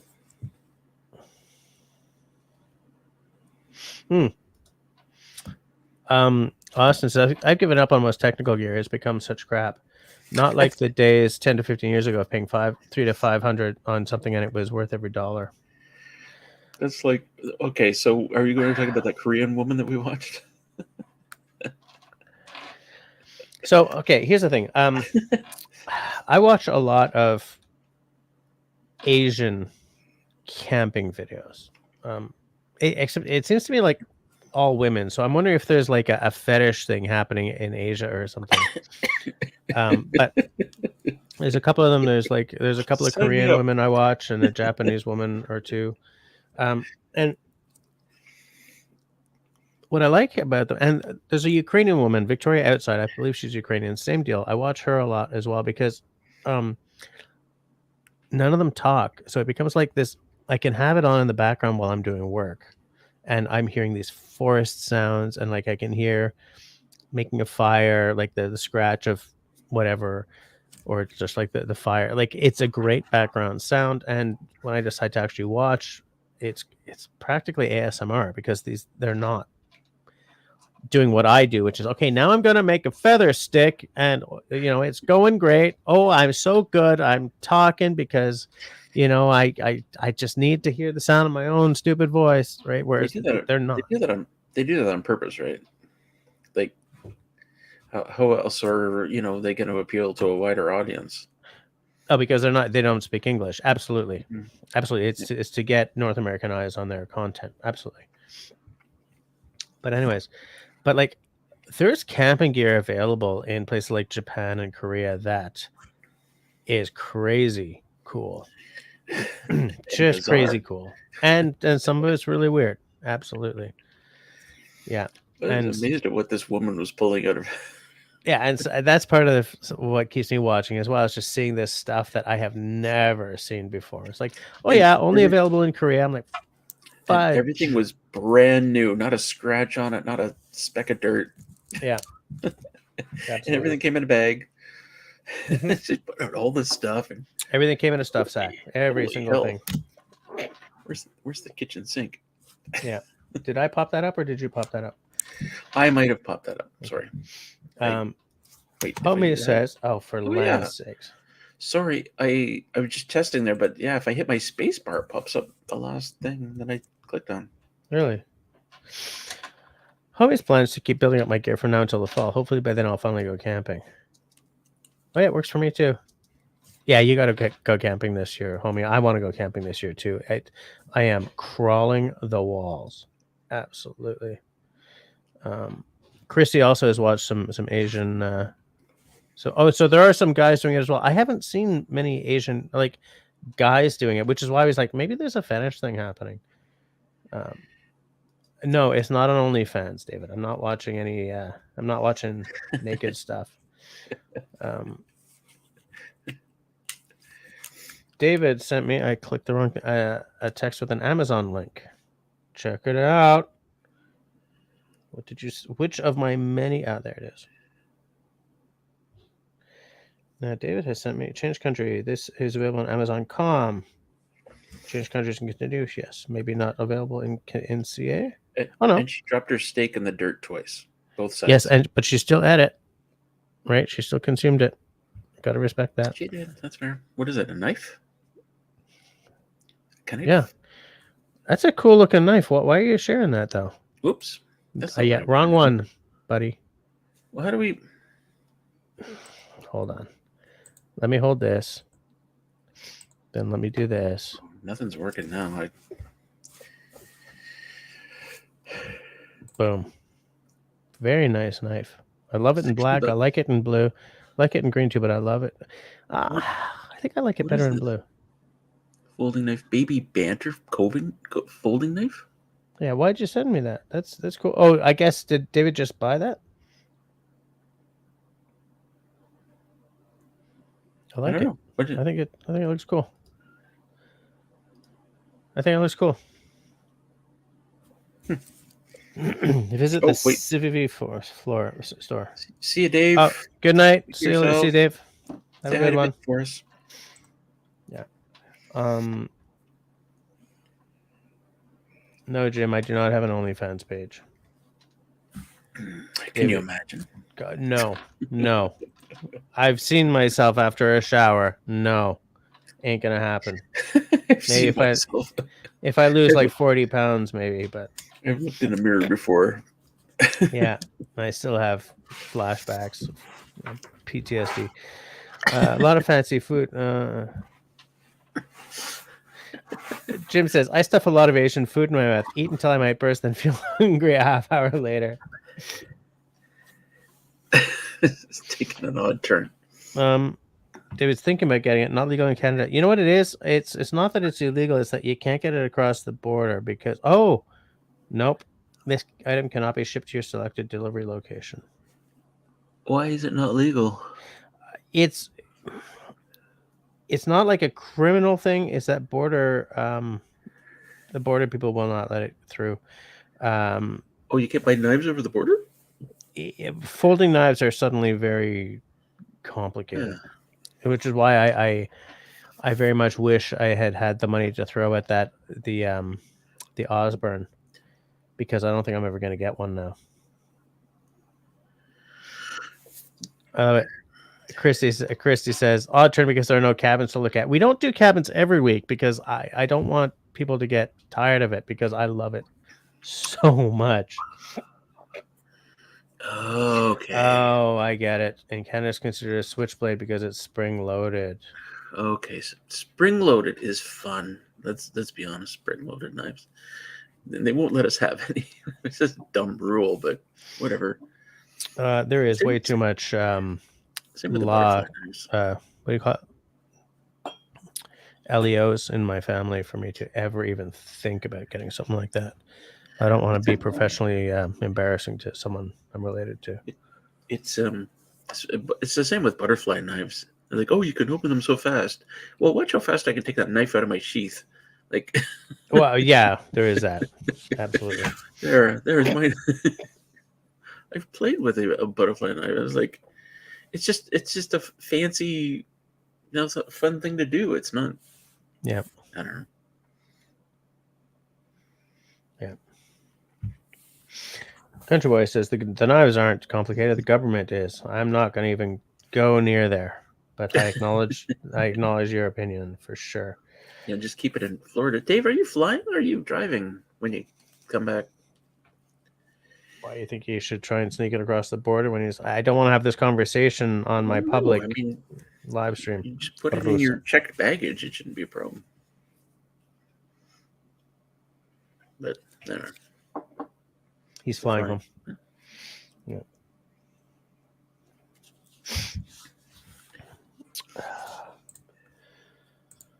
Oof, I'm tired and I want cheese. Like a mound of it, or no, just a piece. Like what kind are we talking about? Just marbled cheddar. I mean, it's Tuesday night. I keep things real basic. I found out after cutting a wedge of brie not long ago. I found out you're supposed to heat it up all the whole circle all at once. Otherwise, once you heat, if you just take a wedge and you heat that up, it just goes bleh, all over the place. Right? Oh, because you were heating it up afterwards. Yeah, if you're heating it up, I was about to say, listen, dude, you don't have to heat up your damn brie. You can just slice a wedge out. But yeah, if you're gonna heat it up, you got to do the whole thing at once. Yeah. And okay. Here's what you do.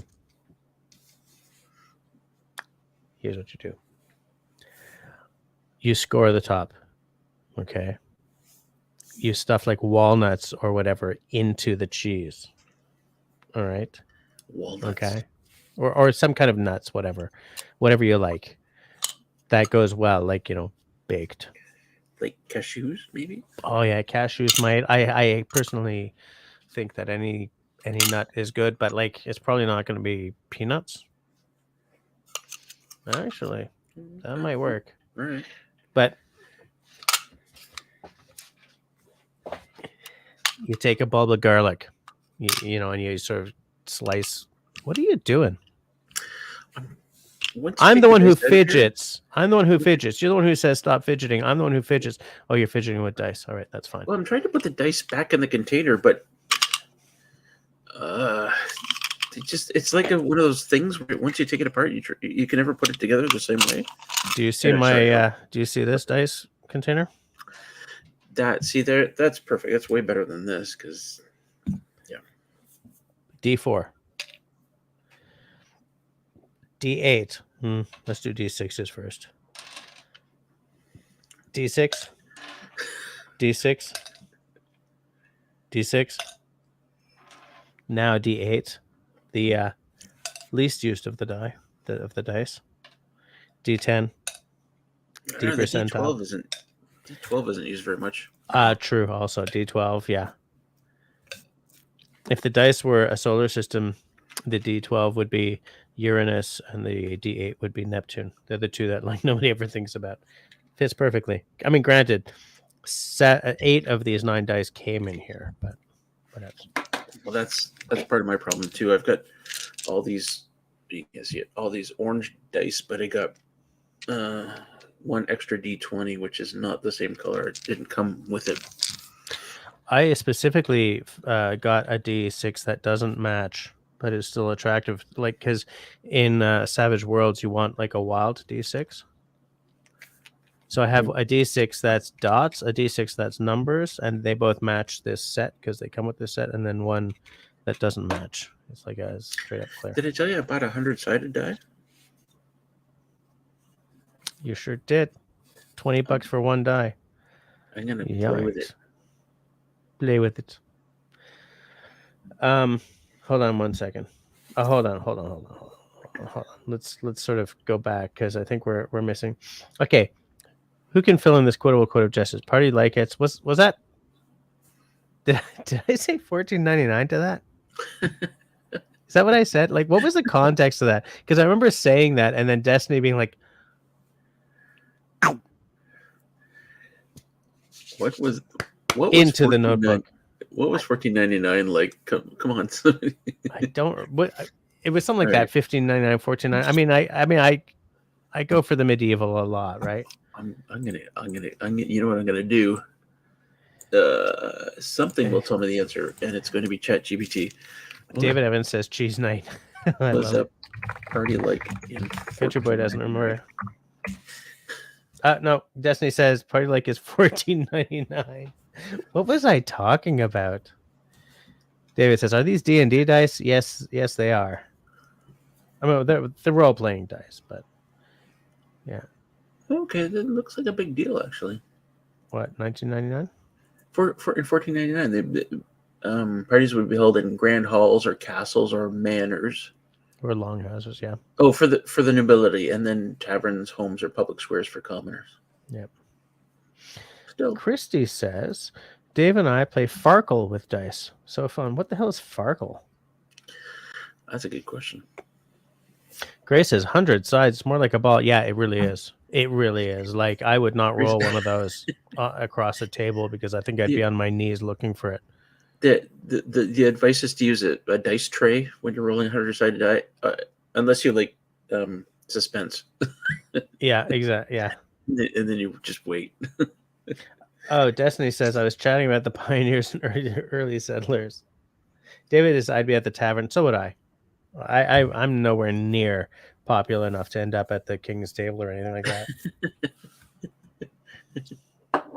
Speaking of kings, this is not political because our monarch is not a political position. Anyone think we might be looking at a new king within the year, or like a 2 years at the most? Is he sick or something? Like what? Got cancer. Oh, his reign was brief and unmemorable. I'm not ready. I thought they were just going to skip him. To be honest, I thought he was going to want to be skipped. To be honest. Oh yeah. Anyway, whatever. I'm hoping that we don't have to get a new monarch within the next little while. Although, just in case, I did get my wife to pick me up some stabs with him as the monarch, just in case. I can maybe put my kids through university.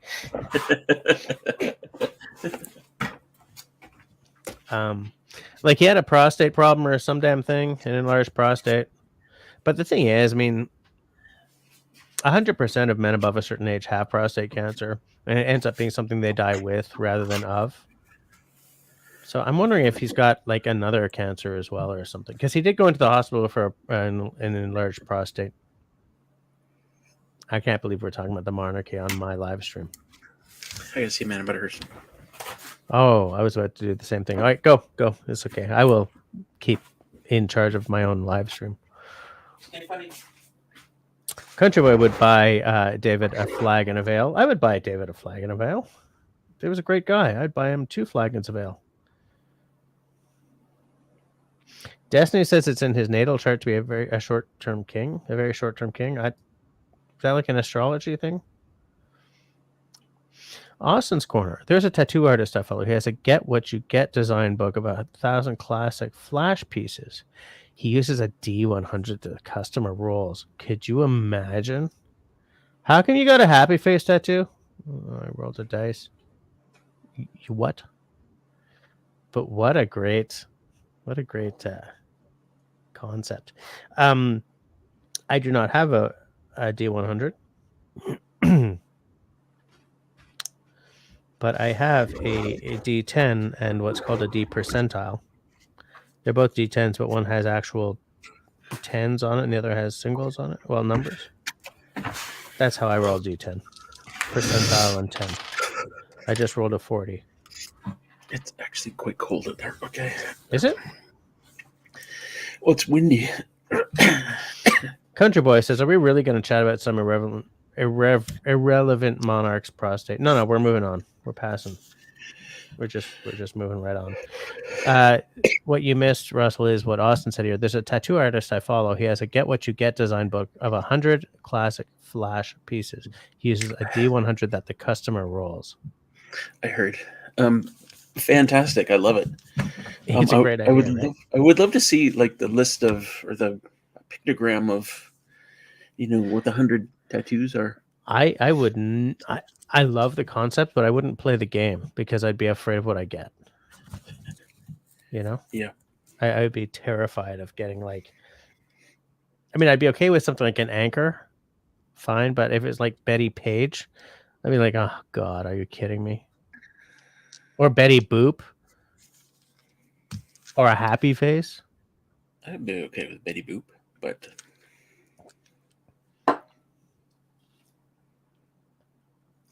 Interesting. Look at that. Austin's Corner. My wife has joined a D&D group, and it's interesting watching her learn.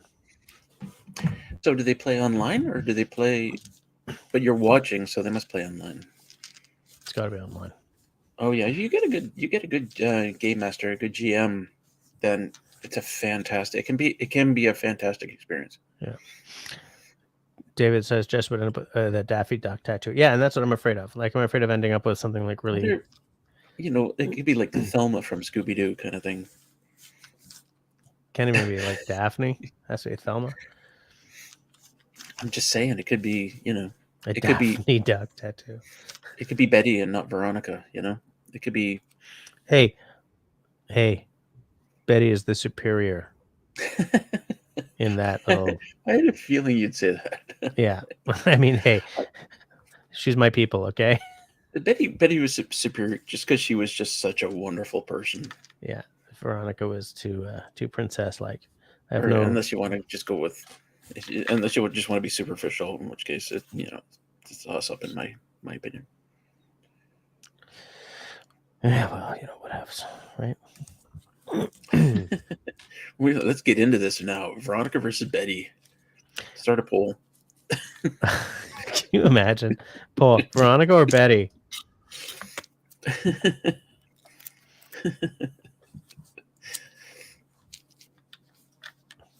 I was watching speaking of old, oh wow, there's really no transition here. Anyway, I was watching the 40-Year-Old Virgin again last night. Was it last night? And one of the, he's got his place is full of toys, right? Classic toys, original boxes and stuff. And he's got one of his toys. Better answer this poll, by the way. I'm ending the Q&A. One of the toys he's got, which was pointed out by one of the other guys, is he's got the $6 Million Man's boss. I was like, oh my God, if I could go back in time and buy that. Yeah. Like do we really want to talk about this? Of course we do. Like if I could just sort of buy some of my favorite toys from my youth and not pay thousands for them, I have a top 3 list. Ooh. And I've had the same top 3 list forever. 1, the X-Wing fighter from back in the 70s. I had that. Right? B. Yeah, I loved it. I mean, 2, the Millennium Falcon from back in the 70s. I didn't have that one. I did. Greatly miss it. And 3, Jetfire, the Autobot from the Transformers. Oh, you've talked about that before. Yeah. Those 3, I have nowhere to put these toys. They're toys, and I'm 51 and a half. Well, but these 3 still, they still sort of haunt my dreams. You did the same thing I did. Of course, you played with your toys, right? But it would have been cool to have them in their original packaging, sitting somewhere. Austin, yes, you can share a link. No, you can't. He's not a moderator. Oh, shite. Okay, so put space before.com or something like that. How does it work? You know what, Austin? I'm gonna make you a moderator for the next 10 minutes, okay? So that you can share your link. How come I can't make him a moderator? What's going on here? Are you doing it on YouTube? Add as moderator. Okay, yeah, it's because I was on the wrong. There we go. Austin, I just made you a moderator so that you can share a link. Oh, okay. Okay, is this what we're doing? Suddenly, David's joined me on the toys he would make, Lego, Hot Wheels, and G.I. Joe. You know, it's funny because I mean, I've said to you guys before that I grew up crap eating poor, and Lego was always too expensive for us. But I had Hot Wheels, obviously, because affordable. Yeah. But I also had G.I. Joes, like the these guys. I had the original G.I. Joe, but I don't know where the hell I got them from. Like the big one that you know with the actual cloth clothing, but most of my G.I. Joes were the little things. And I had the Hot Wheels. I loved my Hot Wheels. I liked my Hot Wheels, but I was always more of an action figure guy. I loved my Star Wars toys and I loved my G.I. Joes.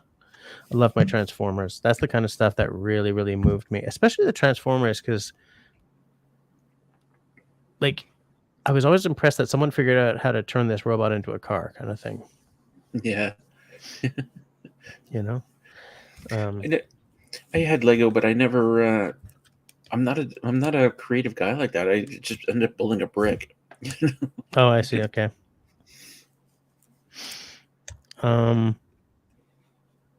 Okay, you know what?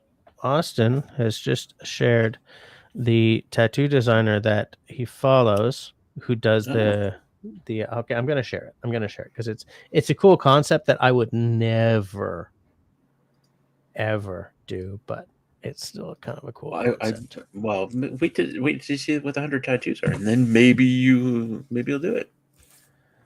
Maybe you'll do it. So can you maximize that? Can I maximize this? Just the video. I'm trying to hold on. If I do it like this, no. If I do it like this, click play first, and then there we go. No. Okay. Well, you can do it that way. Close that bottom bar. Close what? Close the bottom bar. Oh yeah, absolutely. Okay, is that big enough? Okay. Yeah. And go. D100 landing on a. Was that 956? Oh god, that's so hard to tell. 56, 93. Sorry, it was a 93. So that's what. Okay. Okay, so she got a skull and crossbones. I think it takes a real brave soul to do that. I would never do that. You keep saying that. I love the idea. Absolutely love the idea. Kristen's saying, okay, everybody, vote in the poll. Is anyone actually voting in the poll? Voting in the pool. 50% say Betty, 50% say Veronica. What? People are voting for Veronica? You people like drama queens. So that's interesting. So he's got different. I think I went to the 100 tattoo artist page, but like he's got. It looks like he's got a page of Christmas stuff and a D30. A D30. So if you want something Christmas themed, you roll the die, you get the Christmas theme thing. And he's also got one where he keeps wanting me to log in. I can't. Yeah, I'm not logging in for this, but I will definitely log in from my phone later. But that's an interesting idea. Anyway, if this was a gaming channel, moving right along. Christy says next poll: Marianne or Ginger? Marianne, by number one with a bullet. Absolutely. Yeah. Do we even have to poll that one? Yeah.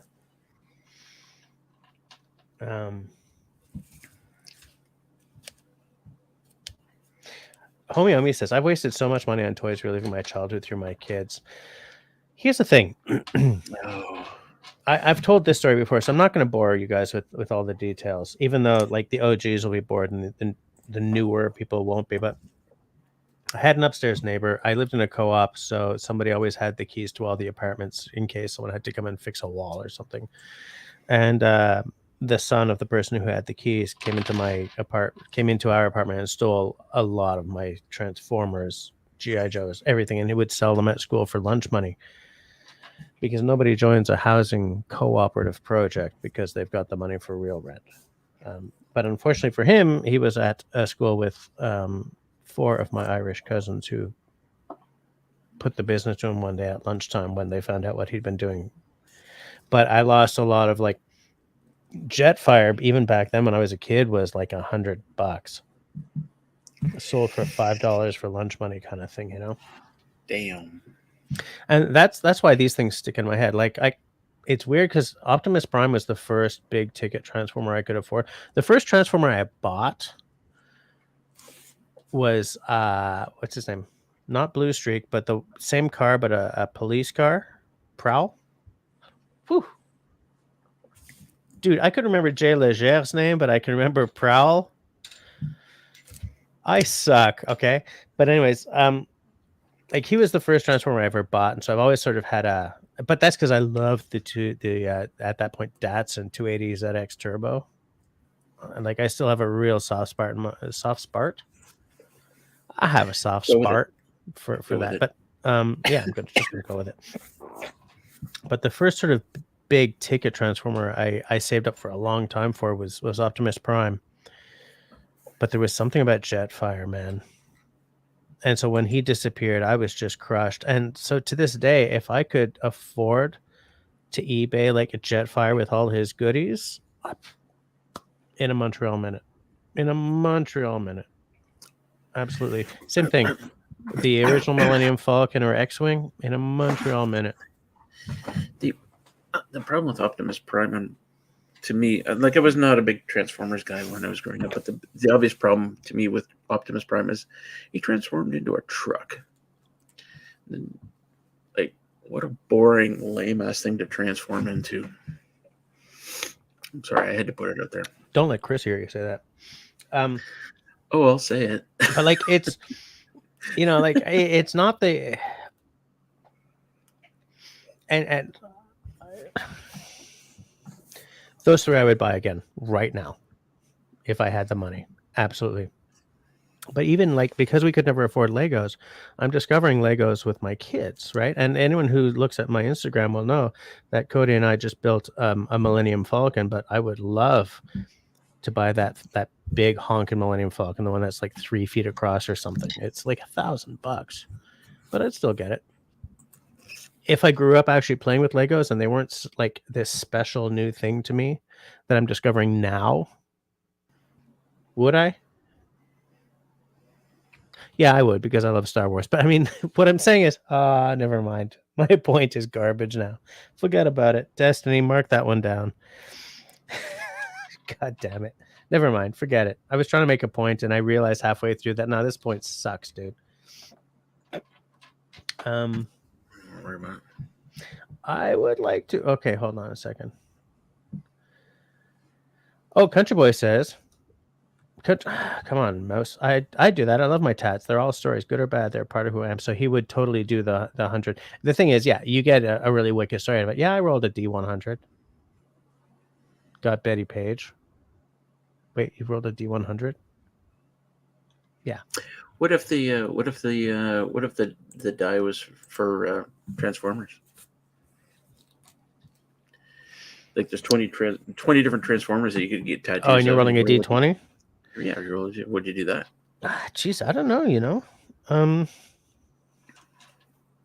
depends on the quality. I've got a D20 in my hand right now. It depends on the quality of the tattoo. I mean, 3. So was that jazz? Well, I'll put together a list. List of 20 Autobots. Yeah, I don't know. It depends on the quality of the tattoo, you know? Like, I've only got one tattoo. It's not because I hate tattoos. It's because I'm circumspect about things that are permanent. Because they are permanent. Like, have you guys ever seen someone who's had something lasered off? Yeah, they're permanent. Well, yeah, but we're talking Transformers here. Like, what is there the wrong Transformer? if I were to, okay, are we gonna do this? Here Are we we gonna do this? You're Here gonna we need to go. come up with something. You're gonna have to have an answer for me here. Okay, if I was to learn how to speak, I would say if I was to top 5 Transformers, I would get tattooed on. If I was to get toppy what top 5? Okay, Jetfire, Soundwave. He's a Decepticon, but I've always loved Soundwave. Starscream. You're okay with Decepticons?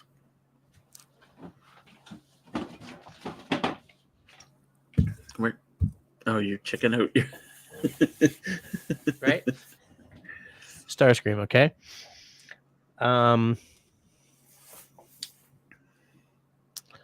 Wheeljack, because I really liked Wheeljack, and I almost bought him one day, and I realized I was missing 50 cents. Where am I? I'm supposed to be doing a top 5. Was that 4 or 3? That was 3. I think that was 4. Jetfire, Starscream, Starscream, Soundwave, Wheeljack. Oh, and God, no, there are two Dinobots I'd put on there. I was about to say Dinobot. That's hilarious. So let me pull someone off. Let me pull Starscream off, although I did like Slag and Sludge. Well, it's because I gave you like a top 5, right? Just pulled one off the list. Oh, I had to pull one off because there were 2 Dinobots, because I really like the Dinobots. I like the Triceratops and the one with the plates on the back. So Slag and Sludge, I think they were. Slag went through a couple of name changes because when they were naming a Slag, they did not look across the globe and did not realize that in the UK, a slag is a very derogatory term. So he ended up being renamed to something that I don't remember. Okay, hold on a second here. Austin says, come on. Austin says, for me, tattoos are bumper stickers on my interstellar flesh vessel. I'm not against tattoos. I would love to have at least 1 or 2 more, but and they're getting really expensive too. Right? Like, I don't think I would do like a full sleeve or anything, but there are tattoos I would like to get. It's just that so many other things to spend money on and stuff. Grace says we need a poll for us girls, Gilligan or the skipper. Was somebody else? Okay, Steve said Mrs. Howell.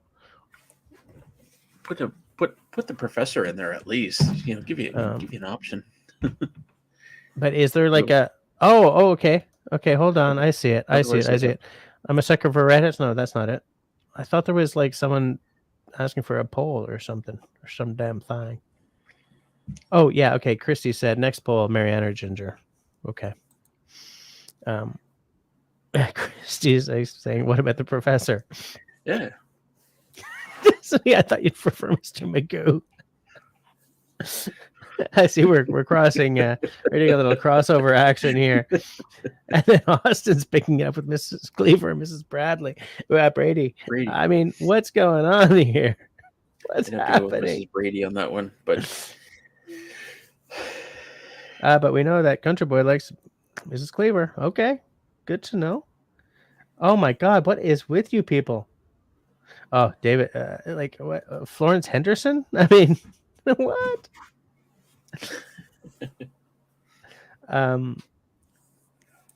Mrs. Roper or Chrissy, for God's sakes, Chrissy. Why are we doing this? I mean, when there's this kind of question, favorite top 20 YouTube influencers tattoo list, I don't even know what any of them have. I think, doesn't Casey Neistat have a bunch of tattoos? Or he does do more.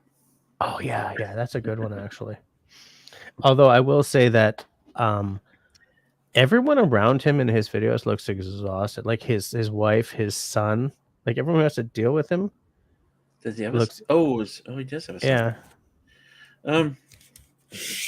Wow. I love Casey Neistat. Yeah, I do too. He's one of the few sort of YouTube like true influencers who I haven't really gotten tired of. Like I find that Matti Hapoya and Peter Chrissy. In between those two, it's Chrissy for sure. Okay. Matti Hapoya and Peter McKinnon, like, it hurts to say this because I love both of their. They're both so damn good, but I find that they've just gone way too much TV 2.0, and I don't have the patience for that. You know. Oh, I used to love Peter McKinnon. His videos are like incredible, Top end. But like every video he's put out in the last 2 years has just looked like a promotional video. Like he's promoting some product. I'm having the same problem, and they're not all absolutely promotional, but there's always like a product. There's a product slant. Like, yeah, it feels like they are for sure. And I mean, maybe I'm wrong. Maybe they are actually all product placement. But yeah.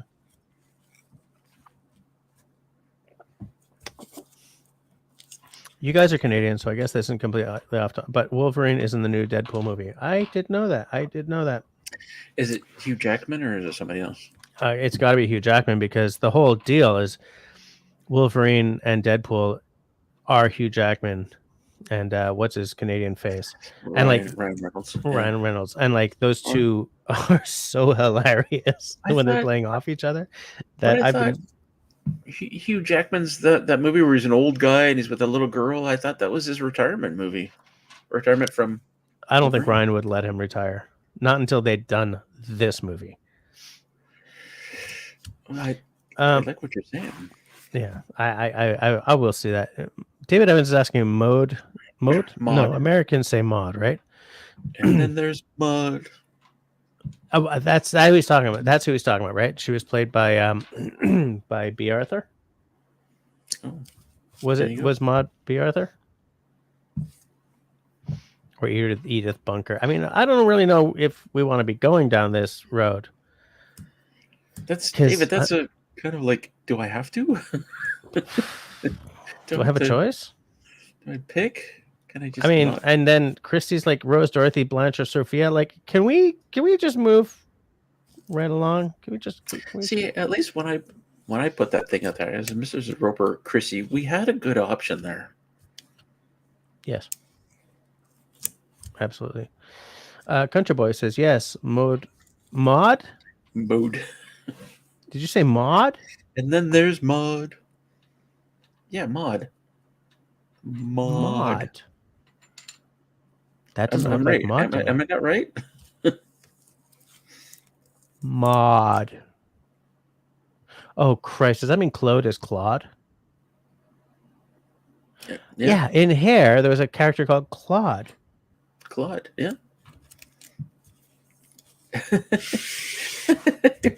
We're watching Just Have a Crisis of Faith right now. Please bear with us. My French Canadian mind, she is blown. She's completely blown.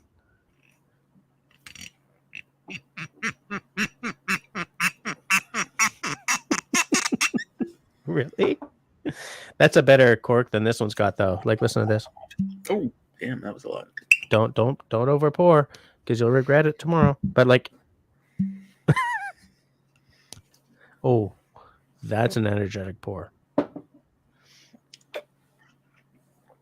Yes, David. To be correct, B. Arthur was Mod. Mod. You're really struggling with that, aren't you? Mod. Well, because it doesn't look like mod to me. That's mode, and Claude is Claude, I guess. You've been spending way too much time buried in the belly of living in French Canada, in Francais.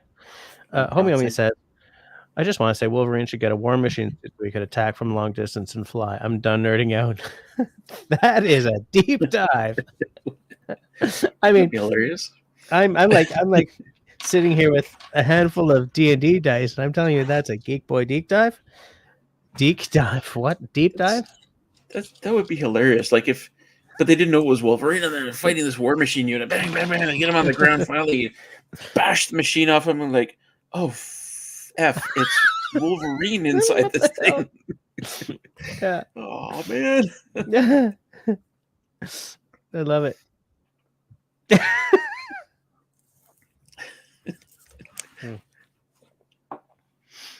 Oh well. I actually read a comic like that once. It was Iceman. Somebody had given Iceman some drugs, and he or hypnotized him or something like that. And they put a suit on him and gave him like blasters out of the suit. So he's fighting along, and nobody knew it was Iceman until they beat the uniform off him, and then they're like, "Oh crap, it's Iceman!" And of course, Iceman beat the crap out of him. But right. Anyway. David Evans is finally getting a serious Cheryl Ladd for sure. We could go down the road of we don't have people to, though. who were on TV shows who thought they were a really big deal and wanted more money, and they got booted off and got replaced, and then they kind of went nowhere with their lives. And that, by the way, is there was even a character in Grey's Anatomy. What was her name? Izzy or something? Played by I never watched the show. I'm not very good with the names after a couple of whiskeys, but the hell was her name? Hold on, I gotta look her up. But the whole story was that like she was too big for her britches. Britchers? Yeah, that's good. We're good. Gonna make movies, gonna be great, but she was really hard to work with. And didn't like Grey's Anatomy go on for like 20 years or something? Yeah, just kept on going. I'm looking for the history is like full of people like that. Like, yeah. I'm a big deal now. I'm gonna leave the show and do movies and crap. And it's like no, you're not, like, because you know what? I should have stuck with that. Kathy Heigl. Yeah. Izzy Stevens, fictional character. Yes, I know, but what was her actor's name? I had a massive, wicked celebrity crush on her back in the day. Katherine Hagel. And like the movies she's made since then have been like silly and stupid and then gone. And apparently it's because she's really hard to work with. She was in some movie where she got pregnant or something. Knocked up. Yeah, that's the one. And I sort of, I've been like an extra on a couple of movies and stuff. I mean, and such things. But I don't even find her good looking. Like, when like season 1 or whatever of Grey's Anatomy, I thought I'm at the risk of coming across as like a guy. I do prefer sort of brunettes and everything, but there was something about her face that just really got me. But I really do feel that actors have to, across the board, realize that they're not brain surgeons and they're not rocket scientists. I find that like some actors who, I'm thinking about, what was his name? Gladiator. God, it's so embarrassing to do these after like some of this. Russell Crowe. Russell Crowe, yeah. Same, another Russell. So many Russells, so little time. It's like, don't take yourself that seriously. Oh, a perfect example of this was when Ricky Gervais was doing one of the stupid awards shows, and the award was like, he said, last year I won the whatever for The Office, even though it was the American Office, and Steve Carell was not enjoying the joke. And like the camera switched to him, and he was like when he saw that the camera was on him, he sort of, it's like, shut up, stop it, you're an actor. It was a bit. It was a bit, and you're an actor. No, it was a bit. They set it up. You think they set it up? Oh, absolutely, because then there was the where the bit where Steve Carell was hiding the award under his chair. and Ricky Was he? Gervais came out to get it. Oh yeah, it was I totally forgot that. But I mean, okay, so in that case, my example sucks. So I'm just going to move along to another example, all You of think which something escaped me. between Steve Carell and Ricky Gervais is going to be serious? Come on. Yeah, the example was terrible then, but Give us. there are so many one. examples of like Hollywood people taking themselves too stupidly seriously, and I mean, there was one with Russell Crowe and it escapes me right now, even though it was perfectly clear about 40 seconds ago. And I really think that, you know, your job as an entertainer is not to take yourself too seriously. You know, because look, we're all freaking. I was about to say a different F word. We're all freaking ridiculous. Everybody is. Everybody is ridiculous at some point. Everyone, you know, and like I very, very briefly went to New York with the idea of like not coming home. Right. I had this line on a job. I had a friend who was in animation, and he sort of lined me up for a possible job. And I came back home for two reasons. A, there were three of us sharing like a 2.5 apartment for like $1,600 US a month. And the second was everybody I saw was walking around like the main character in their own little movie. And one thing that my upbringing has taught me is that we're all dummies, and that's okay. And if you know, and I find that Hollywood, especially people who were like kid stars and went through all like this drugs and stuff and just disappeared and then came back. Well, sometimes they're actually better, but I just find that like a lot of the Hollywood machine allows people to think that they're better than they are.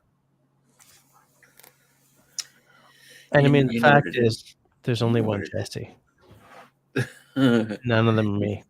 You know what it is? You get all these people like watching you and listening to you, and you start to think you're a big deal. But nothing points out how ridiculous it all is until they start talking about politics. Yeah. Like, oh, I believe you should vote for this person because, like, you should just be quiet. Yeah. Not share your opinion. But anyway. I mean, like, I don't know. I don't really like. I had this really clear idea of where I was going with this, and I know it's completely gone. But oh, Honeybee's here! Holy crap, dude! Hold on, where's my mouse? Now that I've got two screens happening on Mac OS. Oh, cheers. Honeybee Sales. Crazy to me that you're still streaming at this hour. Oh, it's 11:30, and I was going to practice bass after this. Honeybee, good to see you here. Here's a bunch of D&D dice. Oh, yeah. Okay. Hold on. We're showing you. Are you going to show your D&D dice? Can I? It's hard to show them. Yeah, I know. It's really tough. I'm trying to, but it's not working. Here, hold on. Boom. Honeybee's got a large selection of dice. It's a... Jesus, I fumbled. Okay. Oh! What happened?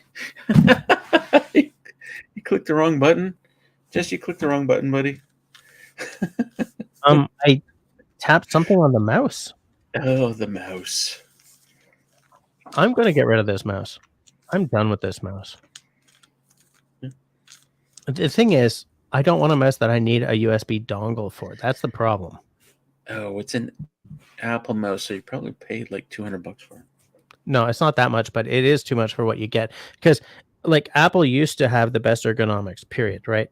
But they've lost their way. This is not a good mouse. Apple has never had the best ergonomic mouse. Sorry. Best ergonomic, maybe not. But, I mean, they had a good mouse. It's streamlined, I'll give you that. But yeah, I'm backtracking. I love this Logitech mouse. This is like the perfect mouse, man. Yeah, I have that one too. I have the same one as you for when I'm using my PC. That's not the same, is it? I thought it was. Hmm. It's the same fucking mouse. Okay, yeah, it might be the same mouse. Okay. God damn it! I just swore on my own show. You're fine.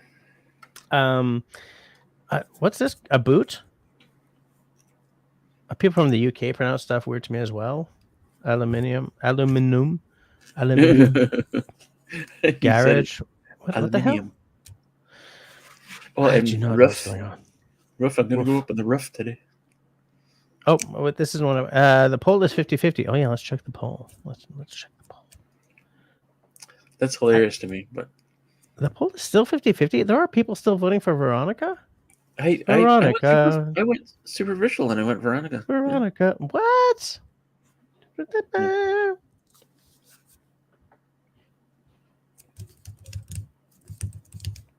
Team Betty. All right, I'm ending the poll because you guys are pissing me off about this Veronica thing. Okay, now we have to do. What are the other ones? Honeybee says, "Math rocks. I'm preparing to get a matched gemstone set for my missus as a Valentine's gift. I'll have to send you some pics tomorrow. I will take those pics." So why does what does math have to do with that? Oops, sorry, that was me. Damn it! Damn it, Okay, that was you me. do it. Okay, I'm backing off. You do it. What? You do it. You do it. I'm preparing to get a matched gemstone set for my missus as a Valentine's gift. Well, I'm not sure what that has to do with math, but let me tell you, Honeybee. He means dice. He means dice. You know what? But let me tell you anyway. When I proposed to my wife again recently, I bought her a ring that had her gemstone, and then my gemstones around it. So I just thought I'd share that. Nice. Match gemstone instead. Yeah. So she goes, does she? She goes? She does the playing of the D&D. Mm. Yep.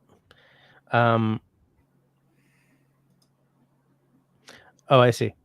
Dice rocks for doing random math. Yeah. So here's the thing. Like, I ordered 2 sets of dice recently. The 29th of January, I ordered a set for my daughter so that she would leave me alone while I'm trying to play with my dice because she keeps wanting to play crystals. Mm-hmm. Oh my God! Oh, I peaked my mic there, right? So I've bought her a set of dice from Dakota Irish, which is in Ireland, obviously. The 29th. Still ain't here, but they should have been here today because that's 15 days. And then I ordered myself a new set just for curiosity's sake from, I don't know what, Chrissy. What the hell did I, Russell, do you remember what I said? Crystal, Grammy Crystal Jenny, Crystal something. And that's coming from China, and it should also have arrived here today and has not. But I want to show you what I bought today. I hear a dog. Ooh. Did you get the green glow or the blue glow? You know, I just got the default, so I guess it's the green. The green. Yeah. I like the blue glow, but I can see the benefit of the green because it does glow a lot better than the blue. This is the best thing I've ever purchased. That's the best thing you've ever purchased? Yeah, no, without a doubt. I bought a house. Hey, look who's here. I bought 180 acres for 35 grand, but I'd still go with the die. 180 acres for 35 grand is a better purchase than my house. A little kitchen is here. How's it going, Marcel? Nice to see you. Hi, Marcel. I don't know why I'm still live streaming at like 11:36. I should be in bed. Hey, I meant to ask you, are you gigging this weekend? Is that why you wanted to practice? Yeah, Friday and Saturday. In fact, my guitarist said, "Hey, I pulled down a gig for Thursday. Can you be there?" And I'm like, "No, because I am having the first date knife."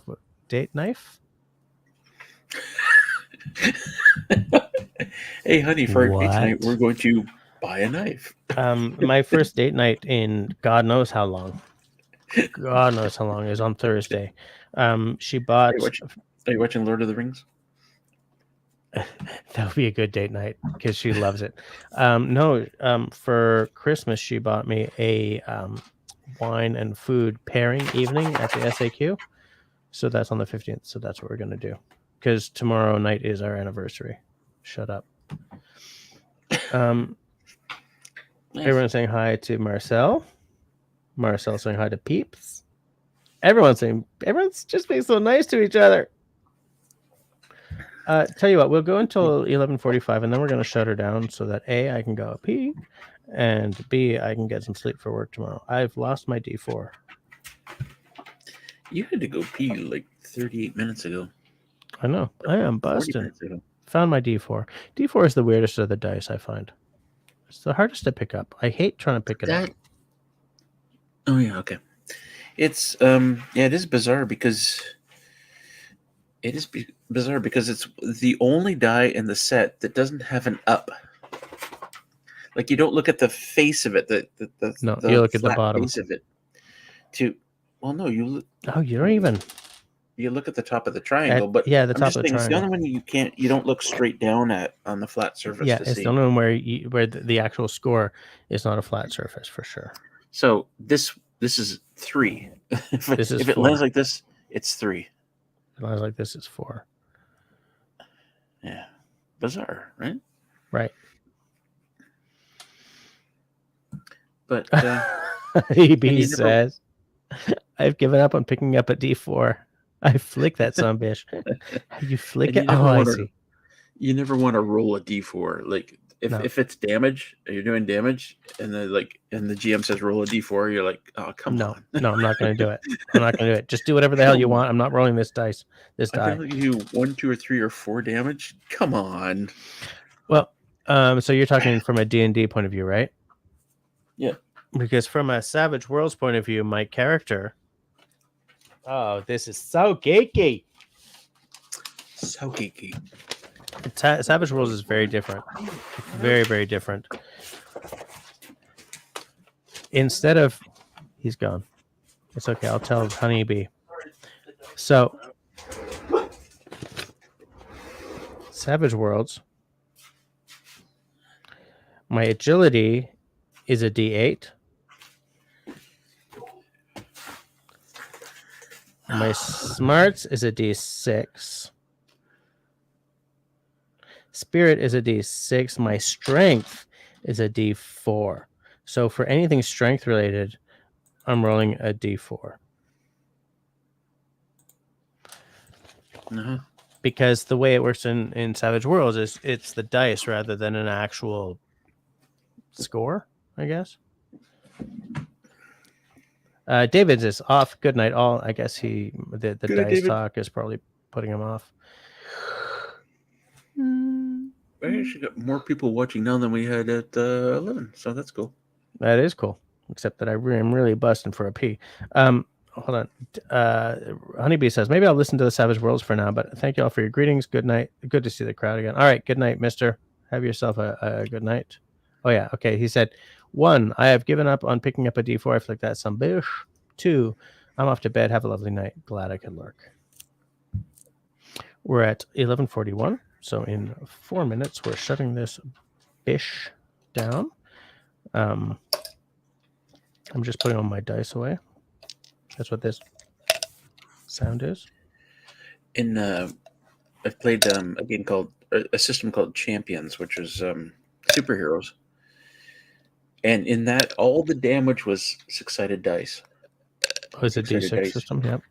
But it was crazy because you could, if you really piled up the damage on one of your, on something, you could be rolling like 30 of them, 30 D6s. I don't have 30 D6s. I didn't either, but you can go and buy these tiny little 6-sided dice. And so it's weird. It's like a whole double handful of dice, and you can, but counting up points. The stupid thing is, and this is the math of it. The more dice you roll of something, the more likely you are to get a very average number. Yep, absolutely. So you roll 30 d6s over and over and over again, you're going to get a very similar number every time. You're gonna get a whole bunch of 3s and 4s. But I mean, that's the same as, you know, rolling a D10 and a D percentile versus rolling a D100. They're not the same. Like someone says, roll a D100, and okay, here's a D100, which I don't have, but Russell will soon. No, I disagree with you on that. Really? Because I mean, it's even the same as I'm not A taking my D10 dice. and a D100, or a D10 and a D whatever, the percentile and a 100-sided die should give you the same random results every time.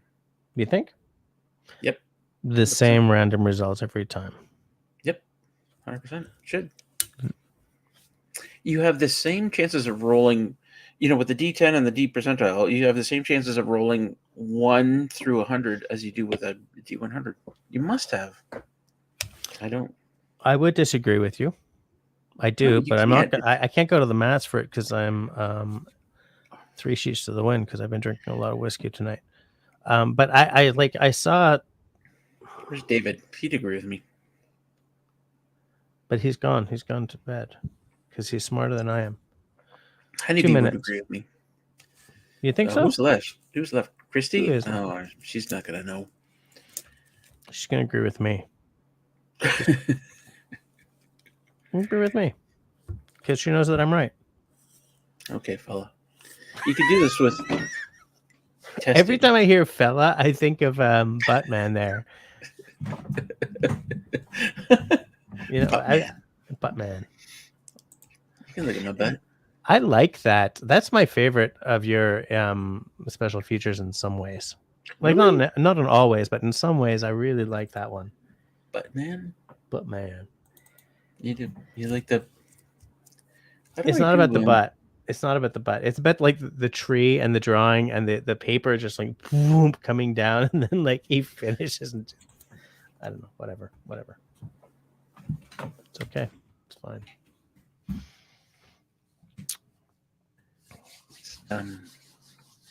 I'm trying to sort of recapture the momentum of the evening, even though there's only like 1 minute left.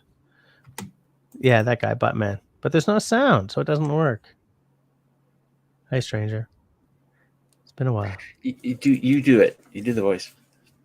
I have missed you. It's okay. You can look at my butt. Be more sensuous. More sensuous. I feel like I can really be vulnerable around you.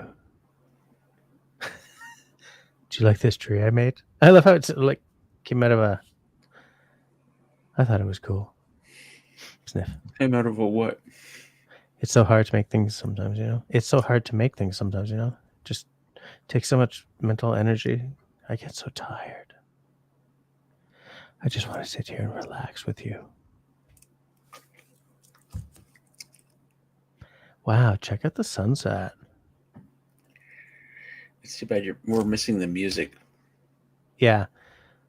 Yeah, the music is an important part. And the thing is, I think that whoever did the voice acting did it kind of perfectly. Yeah. Oh, it's 23:45. Okay. Let's shut this thing down so that I will not be an utter disaster at work tomorrow. It is 11:45. We have gone 45 minutes longer than I'm supposed to. But you're working from home tomorrow, aren't you? Might be working from the office tomorrow. Depends on whether or not there is a wicked snowstorm happening in the morning, and depends on whether or not Camille is well or not. Oh, but my plan is to head into the office to make up for the fact that I was not there today. So between now and next week, which will be next week, everybody, see you then. And please, between now and then, oh my land, look who's here. Lurker. Ian the Web Lord, popping in as I'm saying goodnight. God, Ian, what? Between now and then, everyone, be like Ian. Stay safe, stay sane, stay healthy, and be kind to one another. And be super.